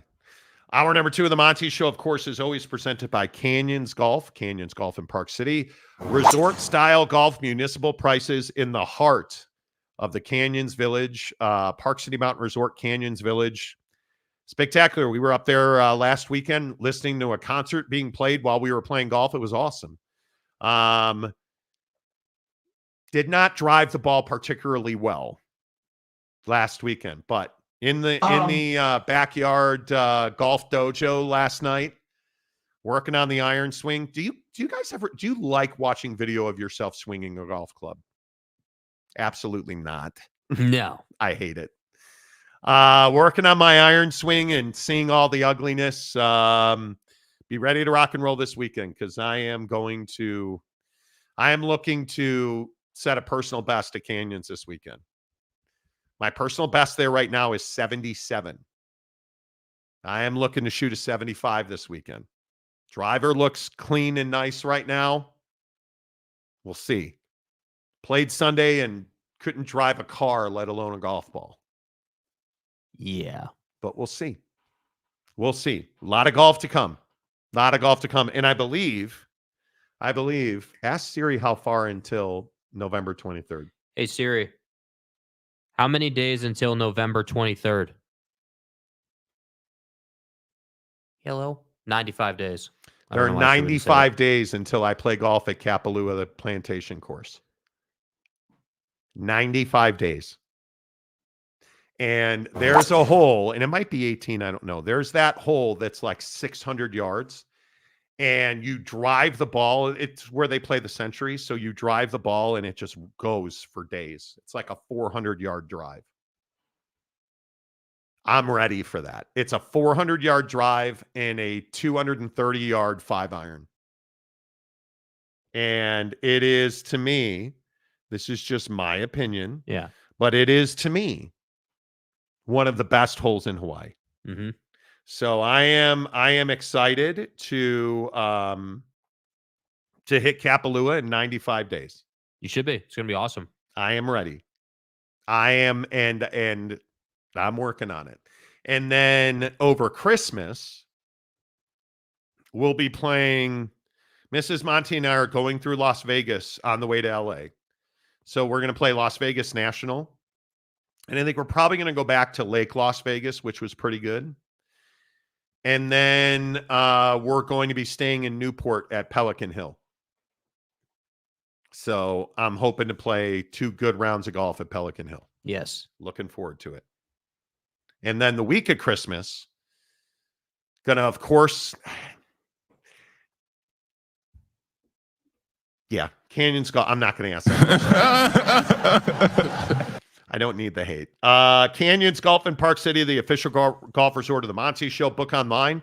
Just search Canyons Golf Park City. You can book online. It is an easy experience. It is high level of service, concierge style service. GPS on your cart. They give you a cooler with ice on your cart. Beautiful, beautiful drives. You're a lot of elevated tee boxes, a lot of great drives where you can watch your ball fly. And the beautiful thing, the thing that I like about Park City Mountain Resort is it's one of the best resorts in the world. I get great restaurants. I get great entertainment. You know, watching deer run across the golf course last week, like you just see it all at Park City Mountain Resort. And Canyons Golf, for me, if I'm hitting my driver at all, even reasonably well, I'm playing driver, short iron, which I love. I love it. It's the way to go. Canyons Golf. Make sure you tell them you heard about it. On the Marty program, Phil was fun to watch. Also like Dick Cavett. Wow, Dick Cavett. Haven't heard that name in a long time. Wow. Amazing. Midweek Coug. I like watching different videos of myself, not golf. Okay, listen, guy. What you do in your bedroom with the mirrors on the ceiling is up to you. Yeah, you need to chill out with that. Yes, Mike, vote none of the above. Okay. Okay. Okay. Swings, you pervert. Exactly right. Willie Wilson. Before there was Oprah or Jerry Springer, Phil Donahue was a longtime daytime talk show host. Yes, he was. And a really good one. And a guy that Phil Donahue, he's just that guy that's easy to root for. Mm-hmm. Phil Donahue was everyman, right? Great interviews, interesting topics, yes. Craig says, driver, 3-wood chip, and a 4-putt. I have really eliminated my 3-putts. And then you have a shitty round of golf, and all you do is 3-putt. Golf is mentally tough. I'll be honest with you. Difficult. And my biggest problem is I have trouble leaving stuff off the golf course. That is my single biggest issue. And you can't take your worldly problems to the golf course. And if you take your worldly problems to the golf course, you're going to play terrible golf. Mm-hmm. And so I'm trying to learn to not bring my worldly problems to the golf course. Golf. It's not easy to do. Can't do that. Yeah. Let's see. You're so cool line from Friday night, 80s horror. Okay. Midweek Coug. If it happened before 2000, did it actually happen? Hell no. No, it did not. You guys are hyenas. Hit the like button. We've had just short of 1,000 views, and we're only at 36 likes, so please hit the like button. Are you guys buying NFL Sunday ticket? Dude, number one, it's available in the Apple Store. It's $679. I don't think I can do that. Way too much. Now, $679. here's the good news. At YouTube TV, you can get the Sunday ticket for $379 or half that price, which I did. So thank you. What do you mean half that price? Well, in the Apple Store, it's $679. So on YouTube TV, they offer it to you for like $370 something. I think it's like $375 or $379. It's $370 something. And I just couldn't believe this was the price. I mean, I guess this is the NFL saying, hey, we want you to go to YouTube TV. We don't want you watching on Apple. I mean, it's almost, what is that? Almost fully double the price. I mean, that's crazy. And that doesn't even include Red Zone. Like, if you want Red Zone, you're what is it? $739? $739.99. $740 for the ticket and Red Zone. That to me is just outlandish. Like, that's them saying, hey, we're the league. We don't need you. Like, if you want to watch it, here's the price. That's where I had trouble with this. And that's why I say, get off Apple TV. Get on YouTube TV. You'll be fine. It'll be totally fine. Yeah, I think, and this is just for me. I think it is, in my opinion, really, really, really bad news for NFL fans that we are. I think bad that they're asking us now to pay $680 for NFL Sunday ticket. And I have trouble doing that. I love my Chicago Bears. That's a lot of bread. Yeah. That's a lot of bread. To watch dude. football. Yeah. I think. Oof. So I say, though, Apple TV has not yet kind of hit the ground running. They haven't quite got that traction yet. I agree. Brandon Butler, I ain't here to start no trouble. I'm just here to do the Super Bowl shuffle. Love that. Not buying the ticket. Plenty of links to the games on net for free. Yeah, but that's called theft. And I obviously, as a content creator, I don't condone ever anybody stealing content. Did you guys see the FBI raided one of those UFC streamers? So there's a whole ton of people that illegally stream UFC fights. And the FBI shut one of those sites down and raided their office. I'm not willing to support that. The NFL has worked very hard to to provide a product. And I just am not a believer that we should be stealing their product. Well, I think the product is largely worth the price. I mean, the Apple TV thing is too expensive. I would never buy it through Apple TV. But again, their YouTube TV, I'm fine. I'm happy to pay that price. That's fine. Like Willie Wilson, too many Rugrats on this channel. What does that mean? Yeah, what does that mean? Brandon Butler, I'm going to pass on the ticket. With Caleb, half of the Bears games will end up on national TV anyway. That's Which is true. another consideration. Giggity. Apple is always trying to bend its loyal customers over. I don't disagree with that at all. And I love my iPhone. I love my iPad. I'm an Apple equipment guy. I hate the way that you just get raw dogged in the iTunes store. I hate it. And kick a person when he's down. In the App Store. I can't stand it.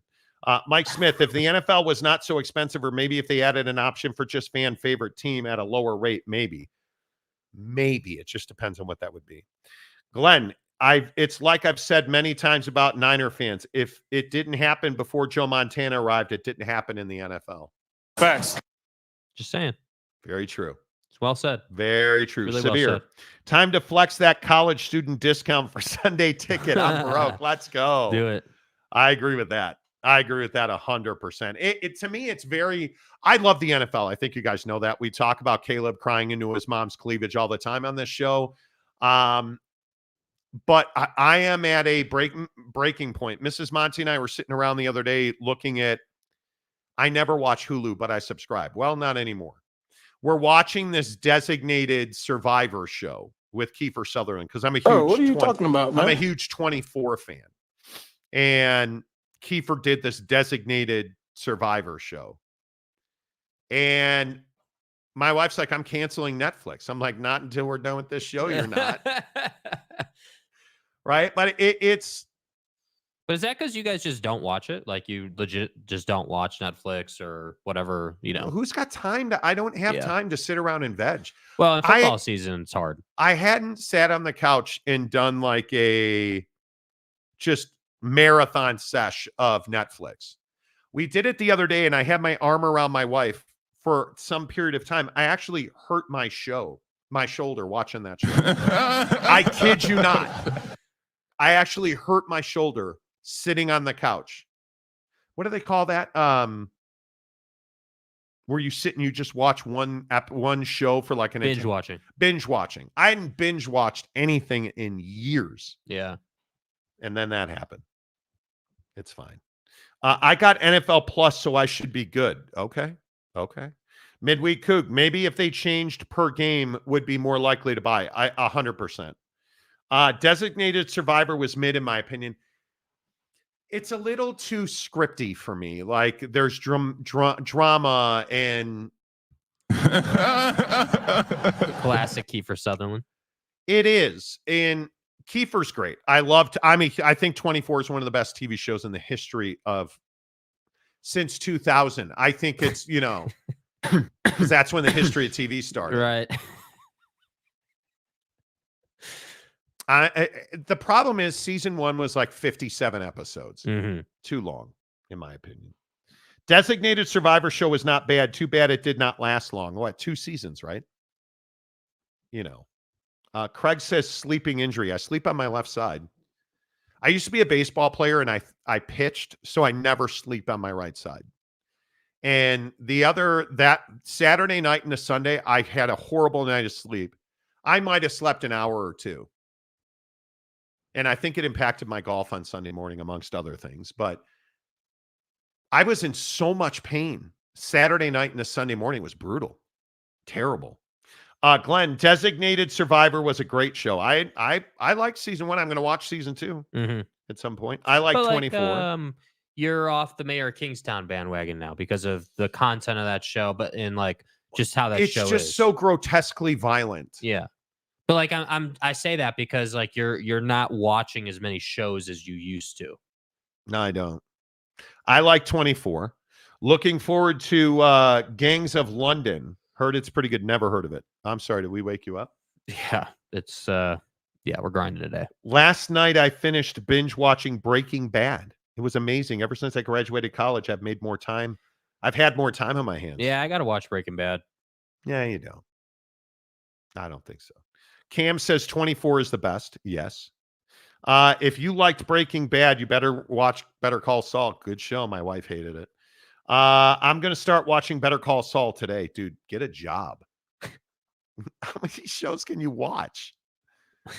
Craig says, great show, guys. I'm off to the knitting convention. Have a nice day. Okay. You go, dude. Good morning, guys. Shout out to Mo Bamba. Oh, okay. A little shout out to Mo Bamba reference here. Shout out to Mo Bamba. I got you, my boy. There you go. All right. Let's talk about this Amazon driver. Did you guys see this story? I'm just going to play the video and let this impact you. I've been delivering to the same houses every day. Like, first of all, why are you spending so much money? Anyway, that's not the point. If you shop on Amazon and you order shit every fucking day, okay, especially during Prime Week, look, let me just show y'all what our van looks like. Okay, so like my overflow isn't even fucking organized. Like, and my totes are all the way in the back. Okay, like I had 20 totes and like 40 overflow, but I only have 138 stops. But since I have so much shit in my van, it's still gonna take me just as long as I had if I had 170 stops, because I gotta look for the shit, like especially the overflow, because it's not organized. All I'm saying is, if you order Amazon every day and I'm the same delivery driver that comes and delivers your packages, you know, it would be nice if you could leave like a tip or some snacks. Little gestures like that, like, literally will make our day. Nope. Fuck off. I'm not doing it. I'm not doing it. I'm not tipping my Amazon driver. I'm not leaving snacks on the porch. You're getting them paid. Yeah.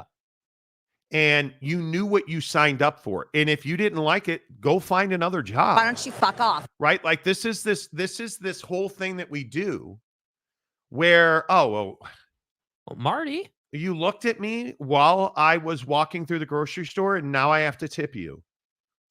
I'm not tipping you. I'm not. And I don't know. Maybe because I don't order enough Amazon stuff. My wife handles all of that. I don't know if we have the same Amazon driver, but I always tell Alexa to thank my driver. When you get an Amazon delivery, I agree you should say, hey, Alexa, thank my driver. Because she will rate your driver for you, and that makes them more money. Back in the holidays, and I'm guessing they'll do it again this year, you can actually say, hey, Alexa, tip my driver. And they'll give your driver, I think, $1 for everybody who says that about them. Mm-hmm. I'm all for that stuff.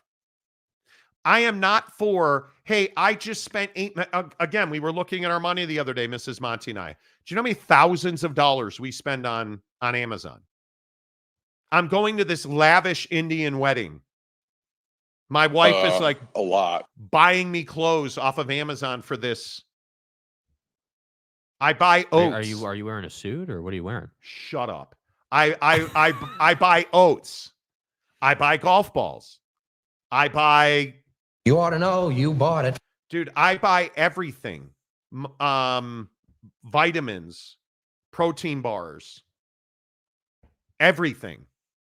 I bucked up. Where do I get it? Amazon. Mm-hmm. Where, like, think about all the stuff you buy on Amazon. How much money a month? In the comments section, if you want to, and I want you to, how much money do you think you spend a month on Amazon?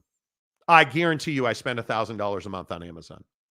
Yeah, I'm less than that. I think I'm probably at most a couple hundred. But again, I also I don't have some of the refills that you have. So I think Amazon's phenomenal if you have let's say you have a dog as an example, and you just have a recurring for your dog food. That's prime, no pun intended. That's prime usage of Amazon. That is exactly how Amazon was intended to be used. And so I just think that the problem I had with this Amazon delivery person in the video was just that it's oh, hey, my truck is loaded and I still have, even though I've got 130 stops, it might as well be 170. And it's hey, look, man, I understand that it's a physical job. I understand that, She just said that she's going to stop 138 different places today. Like, I get it, but you're getting paid to do that job. You chose to do that job. And by the way, if you give me a good experience, yeah, I'll tip you when I can. Like, you're not Santa Claus. I'm not leaving you, a plate of cookies in a cup of milk by the front door. No. Like, come on, dude. Sorry, bro. That's not happening. So to me, I think that this is something that service workers really want, culturally speaking. They really want. No. This is something young people want. Because I'm going to play this video again. I've been delivering to the same houses every day. Like, first of all, why are you spending so much money? Anyway, that's not the point. If you shop on Amazon and you order shit every fucking day, okay, especially during Prime Week, look, let me just show y'all what our van looks like. Okay, so like my overflow isn't even fucking organized. Like, and my totes are all the way in the back. Okay, like I had 20 totes and like 40 overflow. It looks but like you're not I only making any have money with 138 stops. But since I have so much shit in my van, it's still gonna take me just as long as I had if I had 170 stops, because I gotta look for the shit, like especially the overflow. Because this girl is so young. Yeah, this is a generational problem. I'm sorry, is hard work hard? It is. That's why it's quite literally called hard work. But if you're Amazon, don't you fire this girl? She's representing the company inside your vehicle while she's working. Like, are you kidding me? Later on in the video, too, it's not in that clip, but later on in the video, she goes on to talk about the fact that she doesn't deliver in the rain. That she did. She said it's raining outside. I don't deliver in the rain. And so that's the other thing. Like, this doesn't just apply to Amazon either. If you're any type of package delivery service, Aaron Wilson with the USPS, FedEx, whatever. Hey, if it's bad weather and you're still delivering, I'm going to tip you at that point. You're going out of your way. You're having to physically suffer. And I would be happy to tip you at that point. They're making $20. I was looking at it last night. The range starts at, I think, $20. Uh-huh. You have Amazon drivers making $39 per hour. In some places, in some situations. I'm not tipping you. You're getting paid to deliver packages, rain or shine. And the fact that she's talking about, especially during Prime Week, dude, that's your livelihood. Yeah, that's like your Super Bowl, man. That's your livelihood. And again, as somebody who buys a ton of my basic essentials, food, drug, clothing, you name it, gifts, on this show, we give away Xboxes and video games through Amazon. Right. We give away Amazon gift cards. This does not endear Amazon to me. I don't know. Maybe I'm being crusty old man because you're talking about tipping them because they got to do their job. Sorry if it's raining. Well, I just think that if I'm not going to tip you if the weather's fine. Like if like here in Salt Lake as an example. Hey, if you're an Amazon driver and it snowed last night and it's hard charging to do your job that particular day, I'm going to reward you. Like you came out, you did your job. That's not a job I'd ever want to do. And I agree with you. You knew what you were signing up for. It's like, hey, you got to deliver rain or shine. But I guess it's just a nice gesture. Hey, I appreciate that you didn't leave my package 10 blocks west. Like, the problem is they do. How many notifications are we going to get? Oh, your package is delayed. Like, come on. No, man. This is being an Amazon delivery driver easy? It's not. It's not. It isn't. But it's your job. We're in a booming jobs economy. Go find another job. Mm-hmm. Amazon will promote you, educate you, pay for your education. Go get educated, find another job. Right. You are, and the thing that really bothers me about this video is she's privileged. Mm-hmm. She's healthy. She has a massive manicure. She has clearly got clothing and she's making bread. She's well taken care of. Yeah, that's fair. And you want to tip her in the rain. Get out of here. Get out of here. Yes, midweek Coug. Can I get a tip for showing up to work? No, because you didn't do anything unique at that point. showed up for work. Yeah. Again, notice I didn't say I tipped them on a normal day. I quite literally said I would not tip you if it was sunny. If you're having to trek through the snow, or if you happen to be delivering my package and it's dumping, yeah, I'm more inclined to say, hey, here's $2. Here's $1. We've had an incredibly hot summer. I'm happy to give you a bottle of water. I'm happy to say, hey, you do it. But I never see my Amazon driver. Right. I don't. I do not. I'm not trying to be I'm tired of this tipping bullshit. I can't do this anymore. Mm-hmm. We went into I can't remember the name of it now. We got a bite to eat the other day up in Park City. And the people, again, and I think I'm not trying to be a jerk. They were young 20-somethings. Never said hello, did not talk to us, could not communicate. We walk in, and it's one of those fresh food restaurants where you walk past all of the fresh ingredients and then you pay at the end. Well, it's weird because they don't take your order at the beginning. You got to go give them your order. Then they go and make all the food. They didn't say hello. They were all sitting behind the counter laughing and joking. And then the tip thing came up on the screen. I'm not tipping you. I'm not tipping the McDonald's worker. I'm not tipping the Amazon driver. If I go to Ruth's Chris, okay, I'll tip the service staff. Of course. They are waiting on me and they rely on those tips for a living. I'm not tipping you at McDonald's. Mm-hmm. I'm not tipping you at the gas station. There was a tip jar on the counter at 7-Eleven the other day, and it infuriated me. I'm not tipping the guy behind the counter at 7-Eleven, man. No. The answer is no. I'm not doing it. There's a reason that grocery stores don't allow their service people to take tips when they bring your grocery to the cart. And we've lost the idea that that's a service we provide you because you spend your hard-earned money here. Mm-hmm. Yeah. We've lost that thing. That transaction. Yes, Lopes Van Gabe. We're talking about tipping Amazon drivers. Hell to the no. We need this tipping economy to die. I understood it during the pandemic. The pandemic's over.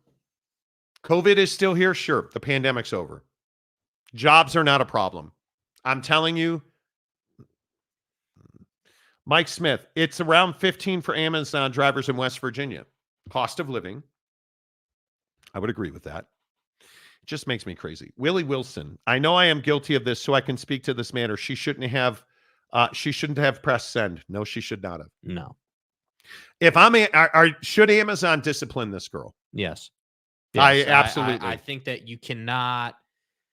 So you can't do this thing where you go on a social media outlet of any variety, TikTok or otherwise, and talk in specifics about your company. You can't do that. Now, we see it all the time where CEOs and leaders of companies will be at conventions and doing that, and that's on social media. That's completely different than a one-off Amazon driver exposing the fact that, hey, like, my truck is loaded to the gills and I want people to tip me. It's just not a great look. Yeah, I agree. Mike Smith, no need to get infuriated about a tip jar. Okay, you're right. Infuriated was the wrong word. When I saw the tip jar on the counter at that 7-Eleven, I was like, dude, me and my wife were going to play our Friday night 9. Stopped in to get some Gatorade. I think I got a banana. Walk up, and it's just sitting there on the counter, right next to the fecal matter spreader. And what I thought to myself was, I remember thinking to myself something in the order of, great, now I'm at a convenience store and the guy wants me to tip him. Yeah. And I'm not doing it. I'm not doing it. Infuriated is probably the wrong word. Mike, you're right about that. UW fan Jim, if you raise the wages, then half the country freaks out. If you rely on tips, people feel imposed upon. Workers always get screwed. I don't know about that. I agree. This is where $20 minimum wage. Yeah, there's got to be a proper balance of value for the cost. There's no question. Yeah. And I don't mind, again, you guys, I don't mind tipping service workers. I don't mind it. And I always tell Alexa to thank my driver. Because I'm not telling you it's an easy job. Mm-hmm. I'm not. but it's just not something where, like, I don't mind tipping my barber, for instance. And that's a personalized service. And if you have a good barber, there's a relationship there. You know that money is going directly to feeding his family. The lady who comes to my house once a month to clean my house, I always tip her. She's in my house. She goes above and beyond for me, beyond what I ask her to do. And when you tip those people, they typically take even better care of you. I tip my barber because I want to look good. It's definitely gotten egregious. There's no question about it. There's burnout with it. It is very frustrating to me. Yeah. It is, in my opinion, a scourge on our economy. Mm-hmm. That's just my opinion. And I think that, that is what it is. I don't know. I tend to struggle when we hand people, and it's funny, Jake and I just talked about this the other day. I think my generation has hurt millennials. I think the parents of millennials have hurt millennials. We've built in this thing where we handed millennials too much in my generation. And a lot of it is, I always felt like as a parent, I want to do better than my parents did. I didn't have a great upbringing. I didn't have so I always wanted to do. And I think I went too far. That to me anyway, I think I went too far. Oh, and it could be that. I also think that it could be that, like this girl, I don't know how old she was. She may be a millennial. I think she trends more to Gen Z based on the language she's using, the fact that it's TikTok. Like, she, to me, looks more Gen Z than millennial, Yes. but, just an observation.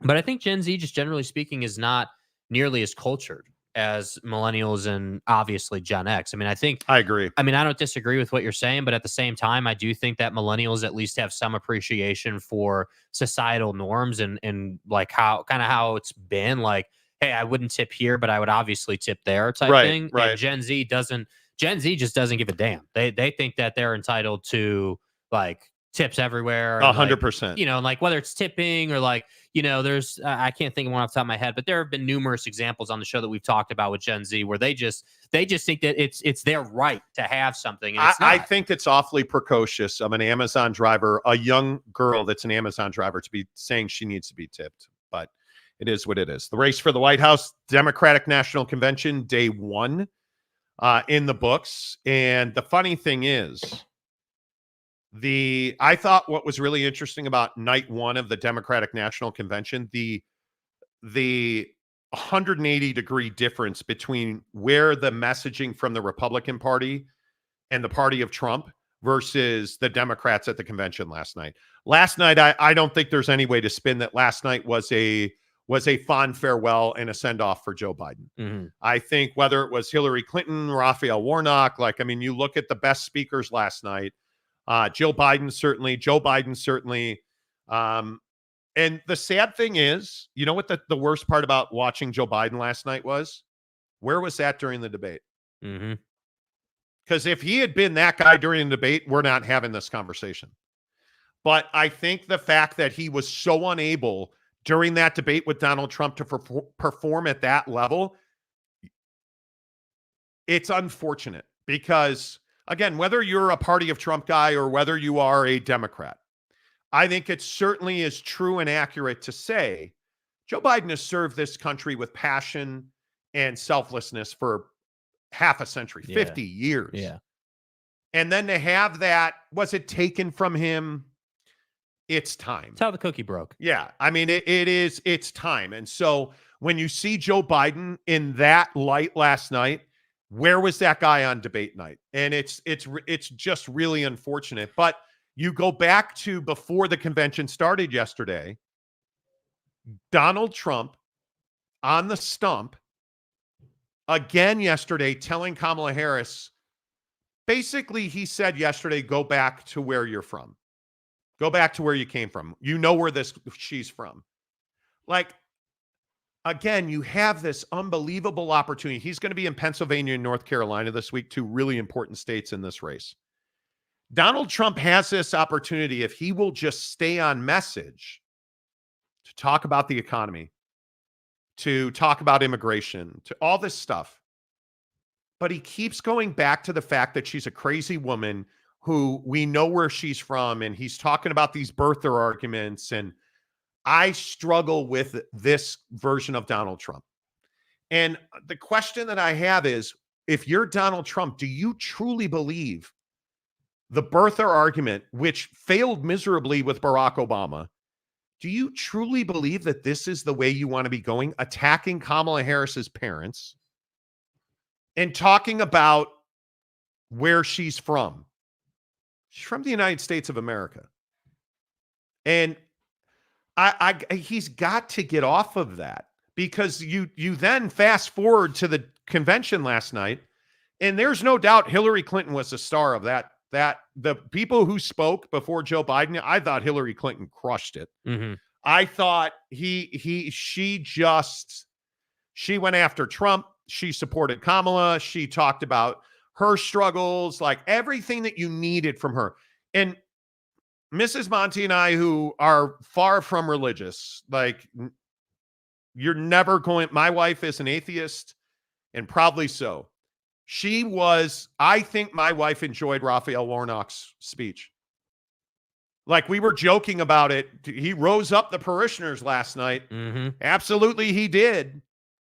I mean, the speech he gave about unity, and that's the thing that I think the party of Trump is going to struggle to rebound and defend out of this night. And I think it's going to be all 5 nights, because I think the Democrats are going to run this every night. Unity, moving forward, we're not going back. Unity, moving forward, we're not going back. Well, that's been the successful playbook of our country for decades, centuries, right? Like, yes. you look at what our, what are the messaging our country thrives on. And the messaging has never been, hey, let's go back to what we've always done. That's not what the messaging been. Absolutely. The messaging has always been, whether in military conflict or in unity conversations, like whatever it is, it's always, hey, let's come together as a country, we the people, and let's move forward together and find a way to work it out. And I think that's where there is a stark contrast. Now, do I relate to a lot of those folks that spoke last night? No, I don't relate to a ton of them. I was alive and well for that Trump-Hillary debate all those years ago. I remember that stuff. I remember, how Trump was with that. And I was watching her speak last night. I said, yeah, I mean, I think she's done a good job letting that go and being okay with the fact that when she tried to win the presidential race, was not her time.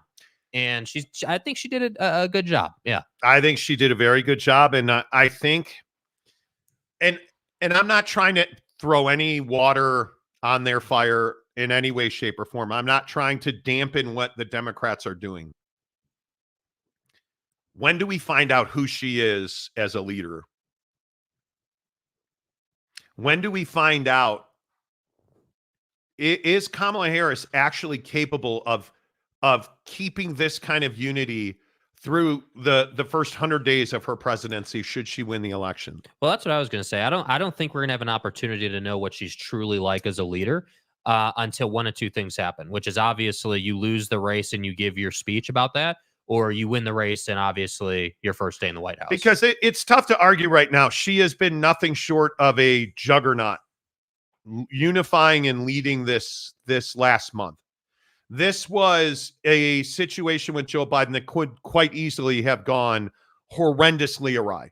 This could have been one of the worst situations for the Democrats that they'd ever seen. Yet she has taken this weight. She has carried it forward. Tim Walz was a brilliant pick to be her VP. I think you look at her messaging. I think she has been very smart, limiting her exposure to the media.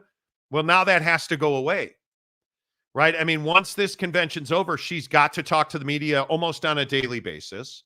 She's going to come out of this convention and go into a debate that will likely be Donald Trump's only chance to really get her on issues. And maybe that's her best opportunity to show her leadership ability. That really could be. Because I do think that inside of debates, like when we're watching a debate as citizens who are going to vote in this election, like one of the things I look for is just the wherewithal inside of the debate. So like not the part about like getting frustrated with what your opponent is saying, but the ability to get torched, right? To get called out, to be held accountable inside of a debate for something you said, but then that ability to move forward with that in a way that isn't, hey, she's stupid and low IQ. And her too. Like, I think that Donnie is going to have an answer for the 34 felony conviction. But again, and I know I get crushed for this on this show every time we talk about it, the Republicans are straight fucking this up.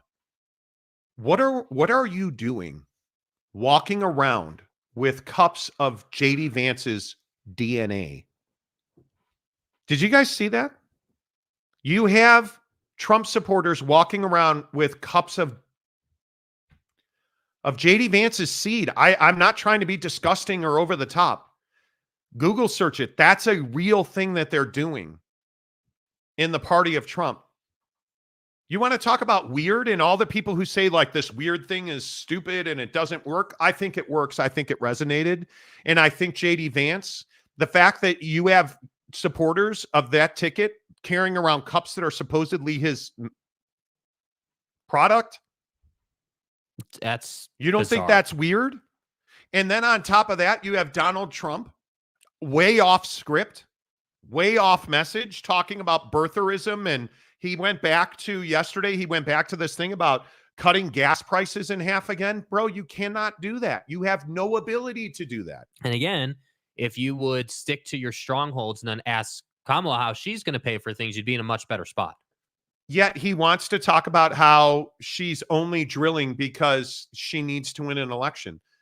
Joe Biden's been drilling for 3 years. Now you're talking about, this he can't win on drilling. He's got to let that drill. The only angle on drilling he wins on is her flip on fracking.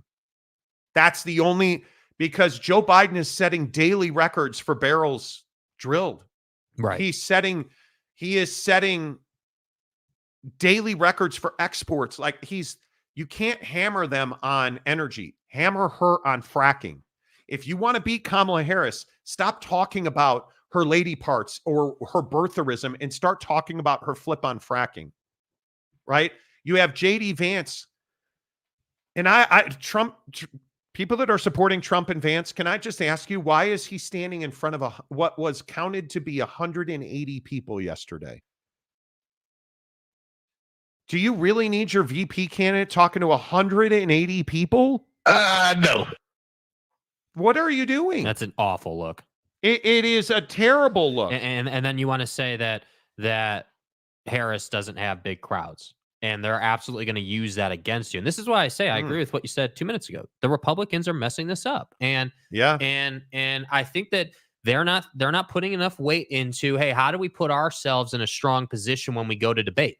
How do we position ourselves in the conversation? And you look at the crowd sizes Kamala Harris has drawn. You look at the crowd sizes Donald Trump has drawn. Yeah. Why are we putting JD Vance in front of 180 people? I don't understand that line of sadly, JD Vance has to, I would not put him in front of a crowd or in front of the media. I would have him, if Donald Trump is not next to him, JD Vance should not be seen.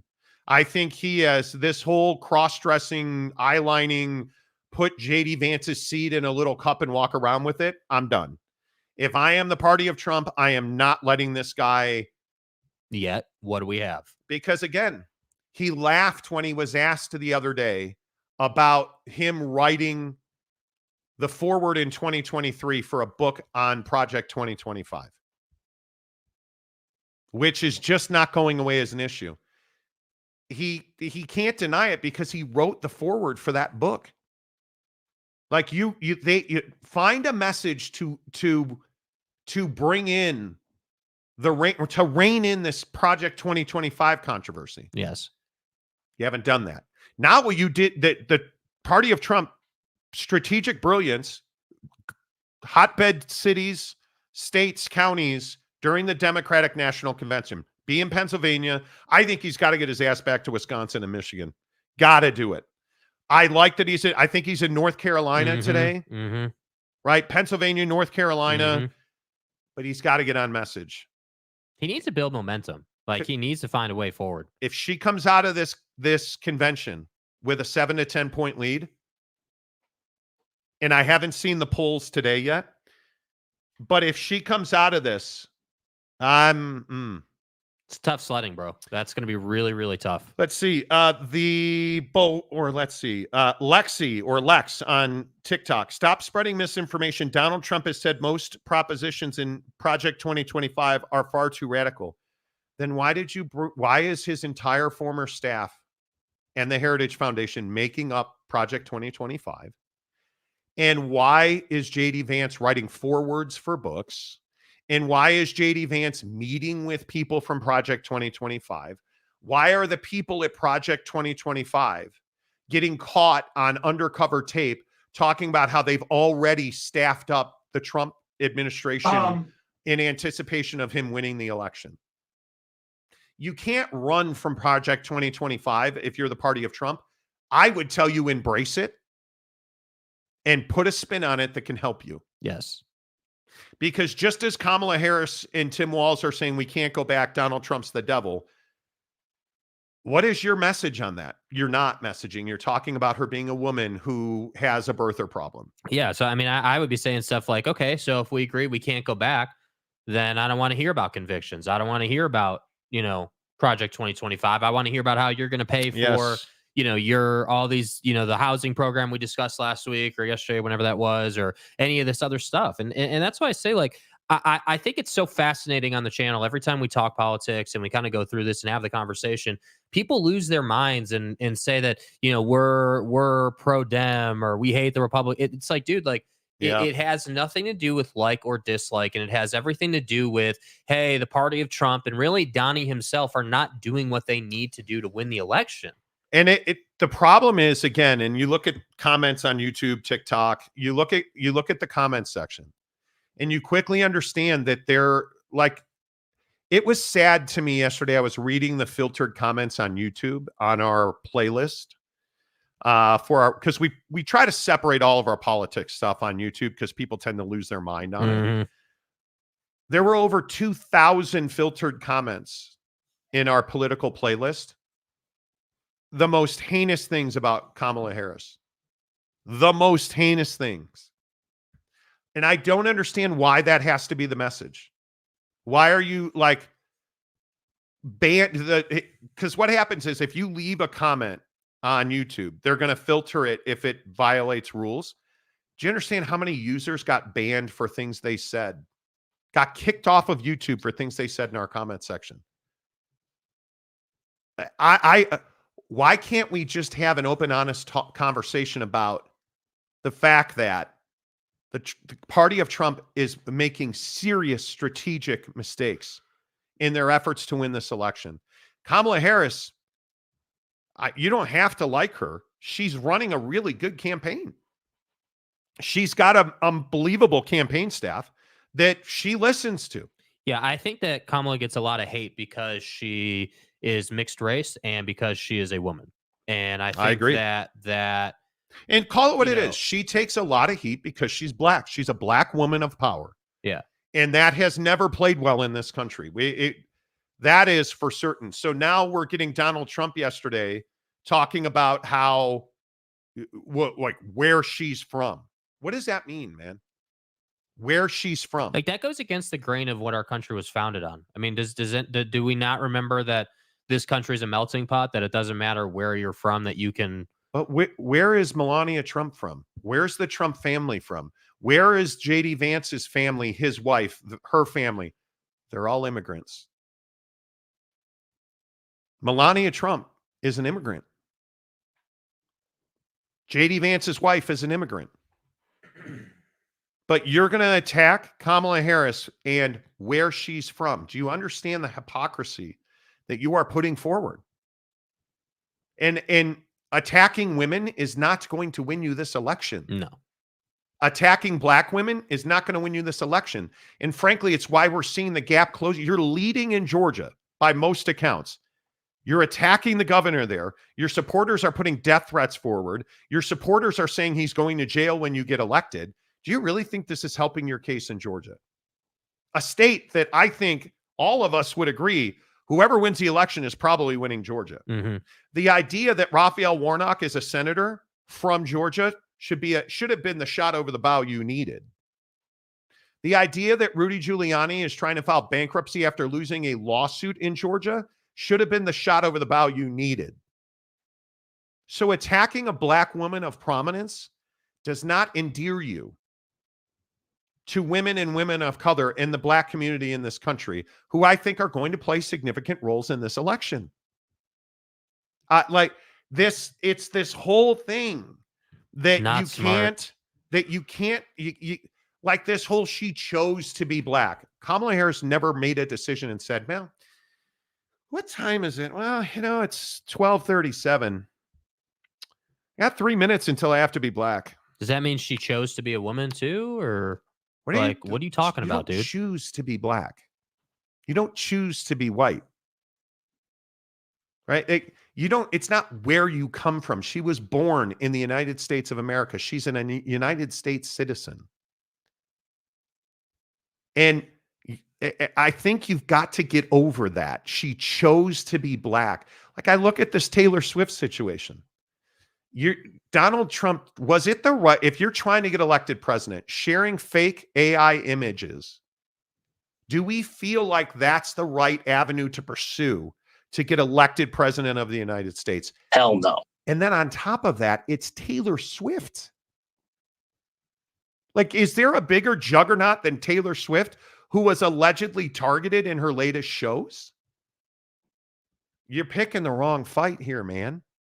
And I wouldn't sue if I were her. I would. You would not sue. No, I would not sue. I think that she stands to lose too much. Like, just in time, energy put in. Like, she's a billionaire. I have no doubt. Like, she's, the money she's made is stupid money at this point. But so it's not a money issue. I think she could easily take him on financially. I think it's more of a, hey, do you want to be seen in a negative light and as the person that's taking Donnie on 1v1? Or do you want to be seen as pro-woman, helping make change in the country, moving your following off of TikTok into the voter booth? Like, that's where I would be telling her, hey, you know what? Let's not sue him. Let's go and do this if you want to get back at him. Yeah. Yeah. And I agree, Mike Smith. Trump said yet another thing pretty much belittled the military. As a vet, I can't stand him for what he said about McCain and other military people. Do you guys understand when you're talking about how it's better to win a civilian honor than a military honor? Because when you win the military honor, you're either dead or you're shot up with bullets. Somebody get this guy a message. It's terrible. You can't. And then like Mike Smith said here, then you throw that on top of what he said about John McCain, who's only a hero because he got captured. Mm-hmm. It's mind blowing to me. Well, it's just surprising that he would think that that's okay. Like, I understand if you've got, but he does. But wait, I don't think he thinks about that stuff. I think he's just riffing. Yeah. And he's trying to build up the person that he's talking about. Sure. Yeah. And I think he gets caught. And I think that's why you've got to. And again, I as somebody that I have, and I think I've talked about this, as somebody that's a registered Republican, he's not my candidate, but he's not a Republican candidate either. You would never hear the Republicans of my life, the Bush family, the Reagans, the McCains. You would never hear this. When you serve the military, that's sacrifice with you and your family. And I don't care if you're J.D. Vance, who was 1 year in, Walls, who was 24 years in. I don't care. Just the fact that you enlisted is a huge sacrifice. Then to serve in a forward territory and be wounded or captured. Do you understand the pain that is for not even that soldier, but imagine the insecurity of not knowing. How many families have no idea where the remains of their loved one are in Vietnam? How many times can we say thank you to the men and women, and really the men, but the women as well, that served in World War II? on those beaches that never even got off the boat. Not enough. Never. We can't say thank you enough. Like, nothing repays it. Then to belittle them because they got shot, to belittle them because they were a prisoner of war is, there comes a point where you just can't whitewash that anymore. And it's why I continue to say this election will be won and lost on Donald Trump getting back on message. And I just don't think he can do it. I think Donald Trump has, I think he's become, I don't buy the dementia card with Donald Trump, but that's a little strong. He's a cranky old man at this point who has very thin skin. And he doesn't want to, I imagine the Democratic National Convention is painful for him. Mm-hmm. Because by all accounts, he watches every second of every speech. I imagine that's very painful for him. Yeah, I mean, I just think that he's somebody that, doesn't prioritize, how much value there is in professionalism. And that's the thing that really stands out between the two candidates. At least, like on the Democratic side, you can disagree with their policies, you can say certain things, but they're professional about it. They're reasonable, they're respectful. And with Donnie, I can't relate to calling someone stupid or low IQ or like telling someone to go back where their home is. Like, it just seems tough. It's hard, man. It's tough. It's very difficult. And again, he's got to go on message. Like, the economy thing's tough for him because the economy is booming. Mm-hmm. Inflation's tough because it started under him. He talked about over the weekend in Wilkes-Barre, he talked about the deficit and these COVID funds that were given to every American. Why can't I think of what the COVID check was called? Stimulus checks. And he was criticizing Joe Biden for the stimulus packages. Well, where did the stimulus packages start? Donald Trump started stimulus packages. Remember, they were all signed by him. But now remember, he joked about how everybody's getting an autograph. And yet he's ripping the Biden administration for doing stimulus. If I'm Donald Trump, here's what I'm talking about. Obviously, I'm going to talk about immigration. It's huge for my base, and I think it's huge for parents in this country. I would stay away from the crime thing because I think the Democrats are just beating you over the head with the fact that there's no immigrant crime. There's beating you over the head. I would talk about the border, and I would talk about immigration. I would talk about her failed foreign policy with the pullout of Afghanistan. There's no defending that. But now if you continue to run out this, you're not a hero, you got captured, that's why you're a hero, this anti-military shit that you're running out, it's going to devalue, hey, they pulled out from Afghanistan and got ourselves, our allies, and murdered, and a bunch of our equipment lost. Yeah, but what did you say about people that were caught or shot? Mm-hmm. Or it makes that tough. Again, it's why I would never let J.D. Vance speak on his own again, because J.D. Vance attacking Tim Walz in his service and saying that he was he essentially called him fake. Dude, you wrote press releases in an office for a year. I'm not mocking his service. You were in a foreign territory for a year. Tim Walz gave 24 years of his life to this country. And now you notice this has all died down because he didn't retire to avoid deployment. So if I'm Donald Trump, I am on the border. I am on her failed foreign policy. And I am on the fact she has I would be hitting her as somebody with no leadership experience. Yep. But will they do that? Will he listen?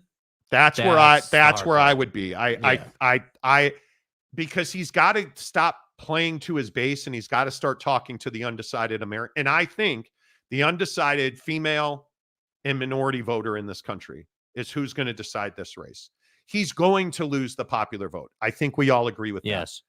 But as a guy in the comments section yesterday said, you guys don't know anything about elections. Have you ever heard of the Electoral College? I got news for you, Jack. If the election was today, she'd win the Electoral College. He has plenty of time to change that, and it starts September 1st in that debate. Yes, sir. But make no mistake about it. He's going to give another speech today in North Carolina. And if he does the same thing today he did yesterday, he's going to lose this election. Because she'll come out of this convention, if you're not careful, with a 10-point lead. Because last night at the DNC was nothing short of a rousing success. Sold out crowd. The protesters, here's the other thing. There were no anti-Kamala protests from Trump supporters. It was a Israeli-Palestine protest, and it was small. And so Trump had been talking about how his supporters were going to protest. They didn't show up. And that's a little concerning. Yeah. My guess is night 2 will be better than night 1. My guess is I'm very curious if we get, because she's going to continue to put celebrities and performers out. I'm very curious to see where Taylor Swift, because she may have responded already. She kind of had a Potomac picture put on her timeline.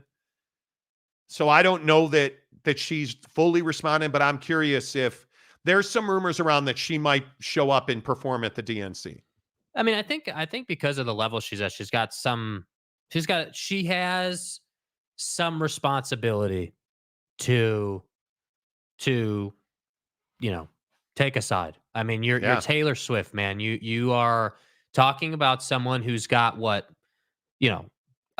billions of fans, legitimately, like global icon, like biggest star we have in music type level.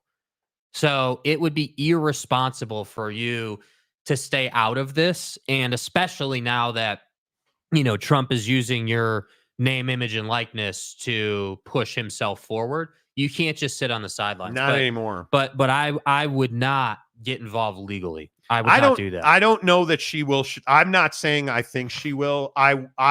If she showed up at the DNC, I would not be shocked. Because you don't put out fake images like that and think nothing's going to happen. Because, I mean, good Lord, half the people he tries to use their music sue him for it. Like, it's not, I think he knew what he was doing. I think he wanted the publicity. But, yes. See, let's get a couple of comments. Let's see. The Obamas are on today. And I'm telling you, the momentum's only going to ramp up. Roundly supported from both sides of the aisle. Because I don't think people understand the power that the Obamas still have. Calford, without the Electoral College, I don't think the Republicans would ever win. It'd be tough. It would be tough.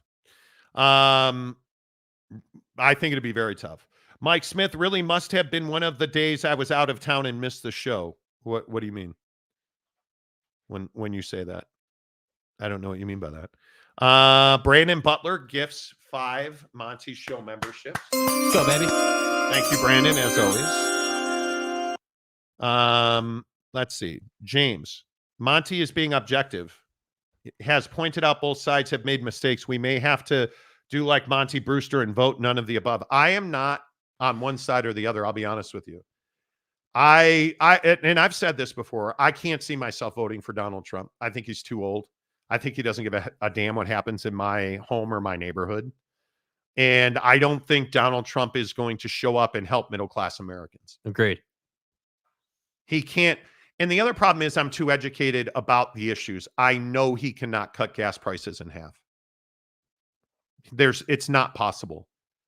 I know he made a deal, like he's trying to hang Joe Biden on the price of oil and gas. He made a deal to purposefully raise gas prices through oil prices once he got out, because what he did is he made a deal with OPEC to drive up production while he was in office, and then it mandated that they lower production when he got out of office. Mm-hmm. He made that deal. Dude. He is a schemer. I want somebody, and this is really where the rubber meets the road. I want somebody that is pro-America, not pro-self. I want somebody that's going to watch out for middle America, not just Wall Street, but Main Street. I want somebody that's good. We need to unify. We have too much strife. We have too much anger and violence based on your political belief in this country. We need to love each other again. We need to be, it's what Raphael Warnock said last night. And this is what I say about the hypocrites. They call themselves conservative Christians. You really can look at the things that Donald Trump has said and done and believe that those are based in the Bible and that he's the chosen one from Jesus Christ. There's nothing that Donald Trump has done that's based in Christian beliefs or doctrine. I was going to say, I think everything goes against what Christian beliefs and doctrine would tell you to do. There's nothing that is being said about Kamala Harris that is Christian or in Christian doctrine if you are one of those, conservative Christians. Calling her horrendous names, hoping for her demise physically and politically is not Christian. So you believe your Jesus Christ would be like, yeah, let's do X, Y, and Z. You believe that your Jesus Christ would be here talking about the fact that she has a vagina and so she can't be president, or that she is X, Y, or Z, so she can't be president. You really think that's how Jesus would handle this election? Hey, that's a little rough, bro. Come on.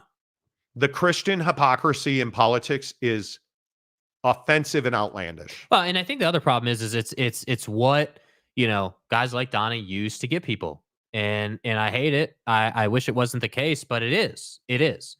Hey, we're the Christian ticket. He said multiple times in his speech, does it all the time. I love my Christians. Okay, well, that's great. But how are you putting the country first? How are you, how are you, again, it's holding the office of the White House and putting the country first and protecting the people. I just don't think that he represents that. And I don't know how anyone could. The Bible tells you to love your neighbor. How many people are doing that? And I'm being serious. Love your neighbor. You're a Democrat, they're a Republican. They're a Republican, you're a Democrat. You're a Republican, they're a Democrat. You're going to insult them? You're going to hope for their ultimate demise? You're going to call them low IQ? Come on. Like, this is not who we are as a country. I'm telling you. And maybe I am idealistic and maybe I'm utopic. I don't know. I still to this day believe that we can come together as a country. I still believe to this day that we can support every one of our neighbors. Whether you are next door to me or you are a continent away. I believe that we can support our neighbors. I believe that we have to give people the benefit of the doubt. I believe we have to stop attacking people we have never met and know nothing about simply because of a flag hanging in front of their house. Mm-hmm. That's not who we were. It's who we are, but it's not who we're going to be. I believe that. Yeah. And maybe I'm crazy, man. Maybe I don't know what I'm talking about. But until we become Americans and until we stop being Republican or Democrat, conservative or liberal, until we're all Americans, these elections will continue to divide us. And let's also be very clear before I get out of here. We're allowing ourselves to be split. Yes. Let's not make any bones about that. We are allowing this to happen. We are complicit and we are actively engaged in the fracture of Americana. And the pain you suffer is on us. Awfully hard to argue with that. Awfully hard to argue with that. Always good to see you. Twitter, Facebook, TikTok, good to talk to you today. YouTube, good to talk to you today. Until tomorrow, say goodbye, Jake. Goodbye, Jake.